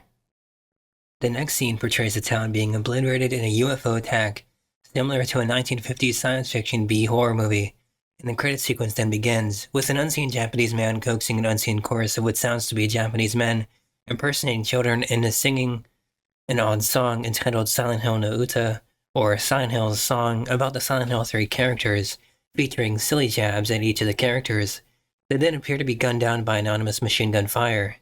This ending cannot be acquired on the first playthrough. It requires that the player kill at least 31 monsters with Heather's beam before entering Harry's apartment. Also, when entering Harry's apartment, Heather must not have any weapon equipped. Gameplay is similar to that of the previous 2 installments. Heather must solve puzzles, collect key items, and fight monsters. Heather is equipped with a flashlight and radio. The flashlight is often the only source of light, and the radio emits static when an enemy is near. Silent Hill 3 has some fresh mechanics. A new item in the series is beef jerky, which can be used to temporarily distract certain fiends. For the first time in the series, the player can die by falling down holes, except in easy mode. Heather can also be knocked down onto the floor by certain monsters. Wiggling the analog stick and pressing buttons can get her up faster. Like Silent Hill 2, the tank controls are optional, and the player can choose their preferred control scheme. The controller vibration is used to indicate Heather's heartbeat and will vibrate on low health. It also vibrates when Heather attacks and is being attacked. Combat with the various monsters is done through melee and firearm weapons. It is recommended to rely on strong, fast melee weapons such as the katana, saving the guns for bosses and stronger foes. Unlike the previous two installments, the hunting rifle is replaced with the submachine gun. Heather can also block attacks, reducing damage inflicted instead of negating the entire attack itself. Silent Hill 3 has a set of unlockable weapons, which include the flamethrower, beam saber, Heather beam, and sexy beam, and are only unlocked after beating the game once. The player can also unlock various costumes after completing the game once, but some require the player to enter in codes to unlock them. The North American release came with an extra soundtrack CD entitled Silent Hill 3 Official Soundtrack, a first in the series. It was also the first game to feature songs with lyrics sung by Mary Elizabeth McGlynn and written by Joe Mercer, which became a series staple. Silent Hill 3 received positive reviews, garnering an 83% rating at Game Rankings for the PS2 version and a 71% for the PC version. Its Metacritic rating for the PS2 is 85, while the PC version has a rating of 72. Positive reactions were given to the general horror and atmosphere of the game, including truly horrifying sections. It packs some genuine scares, and the feeling of eeriness and doom is almost overwhelming. The story told as part of the atmosphere is also received pleasantly, making for a satisfying, coherent sequel, although its status as such meant that it may be a little tough to follow for people who haven't played the first game, despite a laudable effort to help people catch up. In addition, the graphics, audio, and production value were all credited with adding positively to the atmosphere. Negative criticism largely stemmed from the lack of any innovations in gameplay. The installment doesn't do anything major that the series hasn't done before. It does little in terms of innovation and doesn't offer much beyond the other titles. Also criticized were the game's camera and control system, which despite having been improved from previous games, was described as awkward, disorienting, and motion sickness inducing. Some criticism stemmed from the length of the game, as it can be easily beaten in a handful of hours. Development on the PS2 version began after the release of Silent Hill 2 in September 2001, and was carried out almost simultaneously with development of another Silent Hill title that was intended to explore a different direction for the franchise and not be part of the main numbered series. Known as Room 302, this game would eventually become integrated into the main series as Silent Hill 4. The development team for this iteration was smaller than that working on Silent Hill 2, with around 40 people working on the game, made up of the core team from the second title and some newcomers. A smaller team of Konami Computer Entertainment Tokyo staff later developed a port for Windows. Silent Hill 3 was originally planned to be a rail shooter, not a direct sequel to the first Silent Hill game, as a result of the initially slow sales and fan criticism of Silent Hill 2 in Japan. According to Ito, this decision wasted considerable development time and part of the game's budget. Eventually, the plan was discarded, with most of the early work produced between September 2001 and 2002 being almost completely scrapped. Although the concept of a Silent Hill rail shooter was later explored with Silent Hill the Arcade in 2007. Silent Hill 3's final version was developed from scratch in less than 9 months, between September 2002 and May 2003. Like all Silent Hill games, one of its influences is the film Jacob's Ladder. One of the subway platforms is named Bergen Street Station, the station Jacob was inquiring about at the beginning. The developers also cited horror writer Stephen King as another of their influences. Silent Hill 3 incorporates references drawn from real-life actors and actresses. Douglas Cartland's name came from American actor Douglas Fairbanks. The developers stated that his name just seemed to suit him and that there was no true connection to his namesake. During the sketching process, his character was modeled after actors Giancarlo Giannini and Ian Holm. It was noted even during the concept designs that Cartland was designed as a middle-aged detective. Claudia Wolf's character was considered the most difficult to design. Early sketches revealed that the creators wanted to dress her like a holy woman, and at one point she had a shaved head with her body covered with tattoos. However, the creators thought that this way of showing her malevolent side was too obvious. Eventually, the creators decided to model her on Julianne Moore, and then remove her eyebrows so that the appearance was slightly skewed. She was first named Christy, but it was deemed too cute, and the character was eventually named after Italian actress Claudia Cardinale. Vincent's name originated from actor Vincent Gallo, in connection with his unshaven look. Early designs were based on actor Ethan Hawke and focused on capturing a look of derangement and moodiness. A remastered high-definition version was released as part of the Silent Hill HD collection for the PlayStation 3 and the Xbox 360 on March 20th, 2012. There's many similarities between Silent Hill and Silent Hill 3, as 3 is a direct sequel to the first, mirroring its plot. The protagonists of both games have two-syllable names that start with H, with the last name of Mason. The antagonist is a priestess of the order whose name ends with IA, Dahlia, Claudia. Alessa, or Heather, is pregnant with God's fetus, and the priestess is searching for her with the intent of birthing their deity to create a paradise, which is exactly what Alessa and Heather don't want. Both games start off with Harry and Heather inside of a dark dream. In their nightmares, they are both killed while visiting the Otherworld version, but they soon wake up inside of a diner next to bottles of ketchup and mustard. A few moments later, they both meet detective-like characters who later support them throughout the game, Sybil and Douglas. In the Otherworld shopping centers they visit, each see televisions with images of Cheryl on them, and in these shopping centers, both enter a room that they are trapped in. Harry falls down a hole and Heather's ladder breaks, where they must defeat a giant version of a worm, Twin Feeler and Split Worm. Upon its defeat, the Otherworld reverts into the world they were previously in. The first bosses they encounter each have their heads split in half, Split Head and Split Worm. In the hospitals they visit, they both see the videotape of Lisa Garland, as well as use a camera to solve a puzzle and sacrifice a blood pack in order to progress. They both enter similar-looking doors with 3 squares on them. Both father and daughter visit the Otherworld Lakeside amusement park and go on the same carousel where they fight a female doppelganger-like boss. And after each battle, they visit Nowhere, a collection of manifested memories. For example, Harry and Heather both visit a manifestation of Alessa's classroom, as well as Alessa's sick room. The final save point in both games is located in Alessa's room. The final boss lies just beyond the door. In Nowhere, both protagonists are required to collect 5 items. Harry must collect 5 occult items, Heather must collect 5 tarot cards. Upon placing the 5 items on the door in Alessa's room, the player navigates through a hallway and the final confrontation occurs, where a Glaucus is used to expel God. At the end of both games, the antagonist dies, and the birth of God is prevented. Both lead characters have lost someone precious to them, and they leave Silent Hill and return to the real world. One of the male characters in the game is killed in the finale. Similar locations in both games include a shopping mall, jewelry store, sewers, church, hospital, motel, and lakeside. Both characters can obtain gold and silver items and solve puzzles involving birds. Both protagonists find wheelchairs with their wheels still spinning. What about some trivia? Silent Hill 3 was originally not meant to be a direct sequel to the first game. Originally, the intention was not to make Silent Hill 3 a direct sequel. In fact, the scenario was completely different, but fans seemed to want to tie up some loose ends, so we tried that, even though some of the staff did not agree with the decision. Also, Ito mentioned that the game was first planned as an arcade shooter. Ito insisted, however, that this was a bad move as it strayed from Silent Hill's traditional gameplay. Metal Gear Solid 3 has a few pieces of art from the Church of Silent Hill 3 inside of the library and the Graniti Gorky lab. As well, the Silencer Corpse in the construction site in Silent Hill 3 is noted as being a reference to the Metal Gear Solid series in the official strategy guide by Dan Burlew.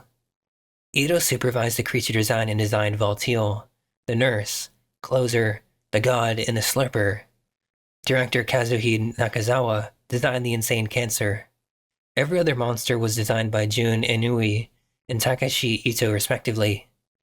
Silent Hill 3 is the first game in the series where the player takes control of a character shown in a previous game, in this case Alessa or Cheryl. According to the Book of Lost Memories, there is a 4th ending referred to as a Phantom Ending, in which Heather attempts to kill Claudia before she uses the Glaucus. The creator stated, "It's not game over and can be interpreted as another conclusion." Silent Hill 3, Origins, and Downpour are the only canon games that allow the player to take control of the protagonist while in the real world. Initially, Heather was supposed to hear the wail of a newborn baby in the other world at the end of the game, implying God has been transferred into a new host. Though the sound was removed from the game, Ito confirmed the baby is part of the canon. Ito also confirmed that Heather heard this cry at the end of the game, which is why she turns her head. It's unknown who the baby is. Silent Hill 3 bears strong motifs of death, rebirth, and a cycle of death and rebirth. This parallels the Buddhist cycle of death and rebirth, the samsara. The closer possesses Buddhism written in the head. On the back of Heather's transient's outfit is a phrase in Japanese for anicca, meaning impermanence, which is one of the Buddhist 3 marks of existence. Heather's dream at the beginning of the game acts as a tutorial on the game's mechanics, a trend that will be followed in Silent Hill Homecoming and Downpour. Silent Hill 3 is the only title in the main series that doesn't have a child who is a major part of the plot. Ironically, it's also the one with the strongest themes of child-rearing in the series. In making of Silent Hill 3, when Heather is seen asleep in Happy Burger, Ito says, "In this sequence, which takes place in the beginning of the game, the color of the sunset is redder than it is in reality. This is a way of telling the player right from the start that in the game, something red is waiting for them." This red color also occurs in a later, quite emotional part of the game, where Heather is in the church and finds a room nearly identical to her father's. The lighting is easily distinguishable from anything else. Silent Hill 3 is the first game where the player is able to unlock different outfits. Harry's voice in the UFO ending is digitally scrambled because he does not have a VA in the main story. In the PC version of the game, Harry's voice in the Hilltop Center Otherworld Shift cutscene has been removed. The same happens in Brookhaven Hospital when Lisa's recording is shown. One sound file omitted from the final version is the noise of a baby crying, meant to be heard on the second floor of Hilltop Center. Though it's unknown why exactly it would be removed from the game, it is possible that the developers found it too disturbing even by Silent Hill standards. Long regarded as the worst out of the original 4, Silent Hill 4 The Room has a lot going on with it. But what is the problem with Silent Hill 4? Well, to start off, we'll just have to educate ourselves a little bit. What even happens in the game? We follow Henry Townsend, who's living in South Ashfield, a city that's half a day's drive away from Silent Hill. He's content with his life, living in the South Ashfield Heights apartments. However, one day, Henry finds himself mysteriously locked in his own apartment, room 302, which is a reference to the original game's name. Along with experiencing strange and nightmarish dreams, he cannot escape through either the windows or his front door, which has been chained shut from the inside. No one, not even people standing directly outside of it, can hear him when he pounds on the door and cries for help. The other residents notice Henry's absence, but carry on with their everyday lives. Even with the right key, the super, Frank Sunderland, cannot open the room. Eileen Galvin, Henry's next-door neighbor in room 303, is concerned about his welfare, though he can only observe her through room 302's peephole and walls. By listening to Eileen, Henry learns that she is passing time in her apartment just before arriving at a friend's party. After 5 days of entrapment, Henry finds a hole that is opened up in his bathroom wall. Armed with only a steel pipe that broke loose when the wall opened, he proceeds to venture into the hellish madness of various other worlds. The hole leads Henry to a variety of strange areas, inhabited by dangerous and sometimes immortal creatures. He's able to travel between these worlds in his apartment through mysterious holes resembling the halo of the sun. Every time he travels back to his apartment, Henry finds himself waking up on his own bed. In these worlds, Henry witnesses the murders of people who are stuck in corresponding realms like him. The murders also occur in the real world. The victims are Cynthia Velasquez, Jasper Geen, Andrew DeSalvo, and Richard Braintree. As Henry investigates further, he learns more about Walter Sullivan, a serial killer that terrorized Ashfield several years ago and left numbers carved into his victims. Walter was eventually arrested and killed himself soon after. However, these new victims bear similar numbers carved into their bodies, matching Walter's modus operandi, and subsequent events suggest that Walter has come back as a ghost. Walter was born in room 302, and his parents abandoned him immediately after he was born and were never seen again. Frank Sunderland handed the newborn to the medics, and Walter found his way to the Wiss House orphanage in the woods outside of Silent Hill, where he was taught occult rituals and teachings of the order. Walter began to believe that room 302 itself was his mother. As an adult, Walter decided to awaken his mother by purifying her through the 21 Sacraments ritual, which required 21 murders. Walter killed 10 people in different ways, and he ended each murder by taking their hearts out. Afterwards, Walter performed the ritual of the Holy Assumption, which allowed him to make himself the 11th victim through suicide and still remain in his own manifested world. The 4 victims that Henry encounters in his wanderings are victims 16 through 19. In Walter's other worlds, Henry also meets 2 versions of Walter, an immortal adult and a child manifestation conjured by Walter's reminiscences. After exploring Walter's first 4 other worlds, Henry arrives in the 5th, an alternate South Ashfield Heights. He sees Walter knocking on Eileen's door, and after finding the key that unlocks Eileen's room, Henry witnesses her bleeding to death on her living room floor, having been assaulted by Walter and named the next victim. Eileen thanks Walter's younger self for trying to protect her from his adult self, and then passes out. Following Eileen's supposed death, Henry wakes up in room 302 and notices an ambulance on its way to St. Jerome's Hospital. In his apartment, Henry notices hauntings invading from the other world. Henry creates a new hole in his laundry room that leads to St. Jerome's Hospital's other world, where he discovers Eileen, alive, in one of its rooms. Henry and Eileen decide to stay together and find a way out of Walter's world. Henry takes Eileen to a halo of the sun. However, he realizes that he is the only one who can use them as she is unable to see them. Eileen tells Henry about Joseph Schreiber, room 302's previous resident, and a journalist who disappeared 6 months before Henry moved in. Henry and Eileen then decide to go down to the deepest part of him and look for the ultimate truth. After leaving the hospital, Henry and Eileen find themselves on the top of a spiral staircase full of strange objects such as human limbs and shadowy figures. Each other world is connected by the staircase, and Henry and Eileen must ascend it in order to find the ultimate truth. The other worlds are the same as before, except that a few paths that had been blocked before are now accessible, and each victim is now a ghost that can be deadly to Henry's health. In the first otherworld revisited, Henry meets the victim Cynthia Velasquez, who has long, flowing black hair that covers her face. In the second otherworld, Henry discovers the ghostly Jasper Geen, who is constantly ablaze. It is while exploring this world that Henry realizes that Walter is now pursuing he and Eileen. In the third otherworld, Henry finds the haunted Andrew DeSalvo, who is shirtless and must be pinned down with the Sword of Obedience in order to continue. While revisiting the fourth otherworld, Henry locates the victim Richard, who has the ability to teleport.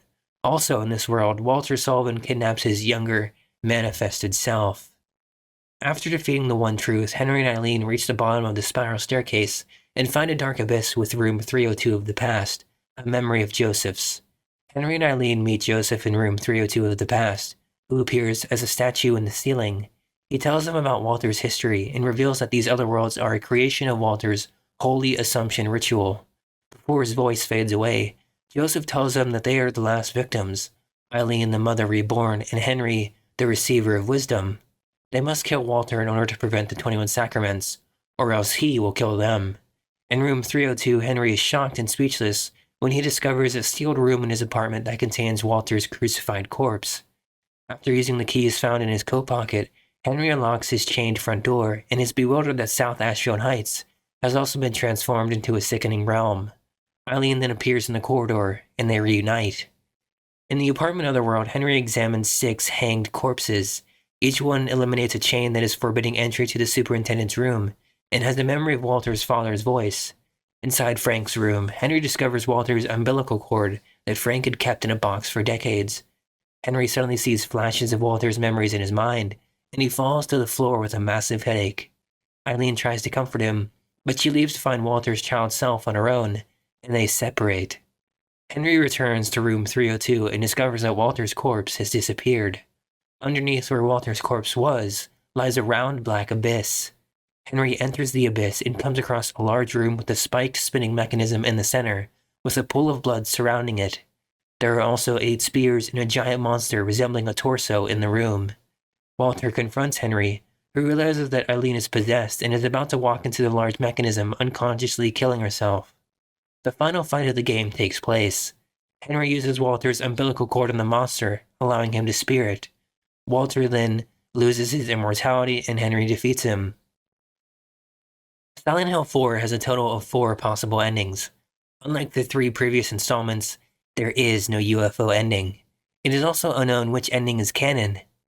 There are 2 factors that determine the ending. If Henry saves Eileen in time during the final battle, or if Eileen was injured too much during the game, it may be impossible to save her. However, Henry can place holy candles to slow her down. And if Henry cleared 80% of the room 302 hauntings throughout the game, the endings are: escape, After Walter falls to the floor, he raises his arm, calling out Mom before he goes motionless. The room starts to shake, and Eileen, still alive and no longer possessed, slumps to the ground. Henry calls her name and reaches out to her. Young Walter knocks on room 302's door in Walter's apartment world, calling to his mother to let him in. He then falls to his knees into the floor, fading away. After he disappears, the door leading to Henry's apartment opens. Next, Henry is walking away from South Ashfield Heights, and he looks back and then continues on, saying Eileen's name. One day later, he visits her in a normal hospital. Henry smiles and gives Eileen a bouquet of flowers, alluding that their relationship has strengthened over their previous recognition of one another. Eileen says to him, "Guess I'll have to find a new place to live, huh?" This ending is considered the best. To obtain it, the player must save Eileen and clear at least 80% of Henry's apartment of hauntings. Mother. This scene is the same as Escape, except when Henry visits Eileen, she tells him, "Well, I guess I can go back to South Ashfield Heights now." Henry's apartment is then shown as it was at the beginning of the game, covered in blood and rust, implying that spirits still haunt room 302, and that Eileen may still be possessed. To obtain it, the player must save Eileen, but not clear at least 80%. Eileen's death. After Walter falls to the floor, he raises his arm, calling out Mom. Young Walter knocks on room 302's door. He falls to his knees and to the floor. After he disappears, the door leading to Henry's apartment opens. Henry sits up in his bed once more and then hears on the radio to his despair that Eileen has died of her wounds. After Henry finds out about Eileen's death, he falls to his knees and says her name. To obtain it, the player must let Eileen die, but they do have to clear at least 80% of Henry's apartment. In the final ending, 21 Sacraments. After Walter falls to the floor, he raises his arm, calling out Mom before he goes motionless. Henry stares down at him and then suddenly falls to his knees, holding his head in pain. He then stands up as if possessed by Walter. Young Walter then appears in room 302 as it was at the beginning of the game, with blood and rust. He cuddles up to the couch saying, "I'm home. I won't let anyone get in the way. I'm going to stay with you forever." The radio turns on with a news bulletin announcing the deaths of Eileen, Henry, and others, as the adult Walter lies motionless against a wall. To obtain it, the player must let Eileen die, and not clear at least 80% of Henry's apartment. Silent Hill 4 features an altered gameplay style with third-person navigation and plot elements taken from previous installments. Upon its release, the game received generally favorable reviews from critics, but its departure from the traditional formula of the previous games proved to be divisive. However, the game did receive praise for implementing some unique gameplay mechanics like the hauntings. The objective of Silent Hill 4 is to guide Henry as he seeks to escape from his apartment. Gameplay centers on the apartment, which is shown through a first-person perspective and contains the only save point. The other areas of the game are reached through holes formed in the apartment. For the first half of the game, the room restores Henry's health. In the second half, the room becomes possessed by hauntings that drain his health. In the main levels of the game, the player uses the usual third-person view of the Silent Hill series. The player has a limited item inventory, which can be managed by leaving unneeded items in a chest in Henry's room. Silent Hill 4 emphasizes combat during gameplay, with the near absence of complex puzzles in favor of simple item-seeking tasks. Unlike previous games in the series, separate difficulty settings for combat and puzzles are not available. Changing the combat difficulty also affects the difficulty of puzzles. In the second half of the game, Henry is accompanied and helped in combat by his neighbor Eileen. Eileen cannot die while she is with Henry, although as she takes damage she succumbs to possession, which also occurs if she is given a firearm. The damage Eileen takes in the game determines whether or not she dies during the final boss fight, directly affecting the ending achieved. Combat in Silent Hill 4 follows the pattern set by the other games with a few key differences. The player has access to a variety of melee weapons, but only 2 firearms. Certain melee weapons are breakable. Items which can be equipped, such as talismans, which protect the player from damage from the hauntings, will eventually break after a short period. Another key difference in the combat system is that melee attacks may be charged before they are used, inflicting a greater amount of damage to an opponent than a quick attack. One of the most significant changes is the introduction of immortal ghosts of antagonist Walter's victims. The ghosts, which have the ability to hurt Henry, can be nullified by 2 items. These items can also exercise the hauntings in Henry's apartment. Ghosts can also be knocked down for a lengthy period of time, with 1 of 2 special bullets or pinned permanently with a special sword. Development of the 4th Silent Hill game began shortly after the release of Silent Hill 2, and alongside Silent Hill 3, was the intentions of creating a new style of game that would take the series in a different direction. Despite what has been popularized around the internet, Silent Hill 4 was always meant to be connected to Silent Hill and not an unrelated separate horror game that later became a Silent Hill title, although different gameplay mechanics and change were intended. News of the game development were made public by October 2003, and official announcements by Konami followed at Gamers Day 2004. The game was produced by the series' recurring sound designer and composer Akira Yamaoka. Its working title prior to its incorporation into the rest of the series was simply Room 302. The main concept behind the new game structure was to take the idea of the room as the safest part of your world and make it a danger zone. The first-person perspective was included in this area of the game to give the room's navigation a personal and claustrophobic feel. The producers nonetheless retained the classic third-person perspective and all other areas to accommodate the increased emphasis on action and combat. The developers reused locations already explored in the first half of the game to show the changes undergone by each character introduced in the locations. It was noted that the game, like previous titles, refers to Jacob's Ladder, and that the protagonist Henry Townsend shares a likeness to actor Peter Krause. The architecture of the apartment and the addition of the whole is comparable to a similar non-Euclidean space in author Mark Z. Danielewski's novel House of Leaves. Other nods include the novel Rosemary's Baby, American television series Twin Peaks, and Stephen King. The creators of the game have acknowledged Ryu Murakami's book Coin Locker Babies and the film The Cell as inspirations for the game's premise. To talk more on the Silent Hill 4 unintentional theory, an interviewer asked, "Is it true that the room was not originally going to be part of the Silent Hill series, and that this was only changed partway through development?" In response, "In a sense, this is true because the game began life as simply Room 302. However, it was always at least a spin-off of Silent Hill, and the most important thing was simply that it be different to the previous games. Certainly, if Silent Hill had not existed, we would not have gotten the idea for the room, so in that sense they have always been together." From an interview with Masashi Tsubayama and Akira Yamaoka, "It is false that this original conception was a completely separate horror game.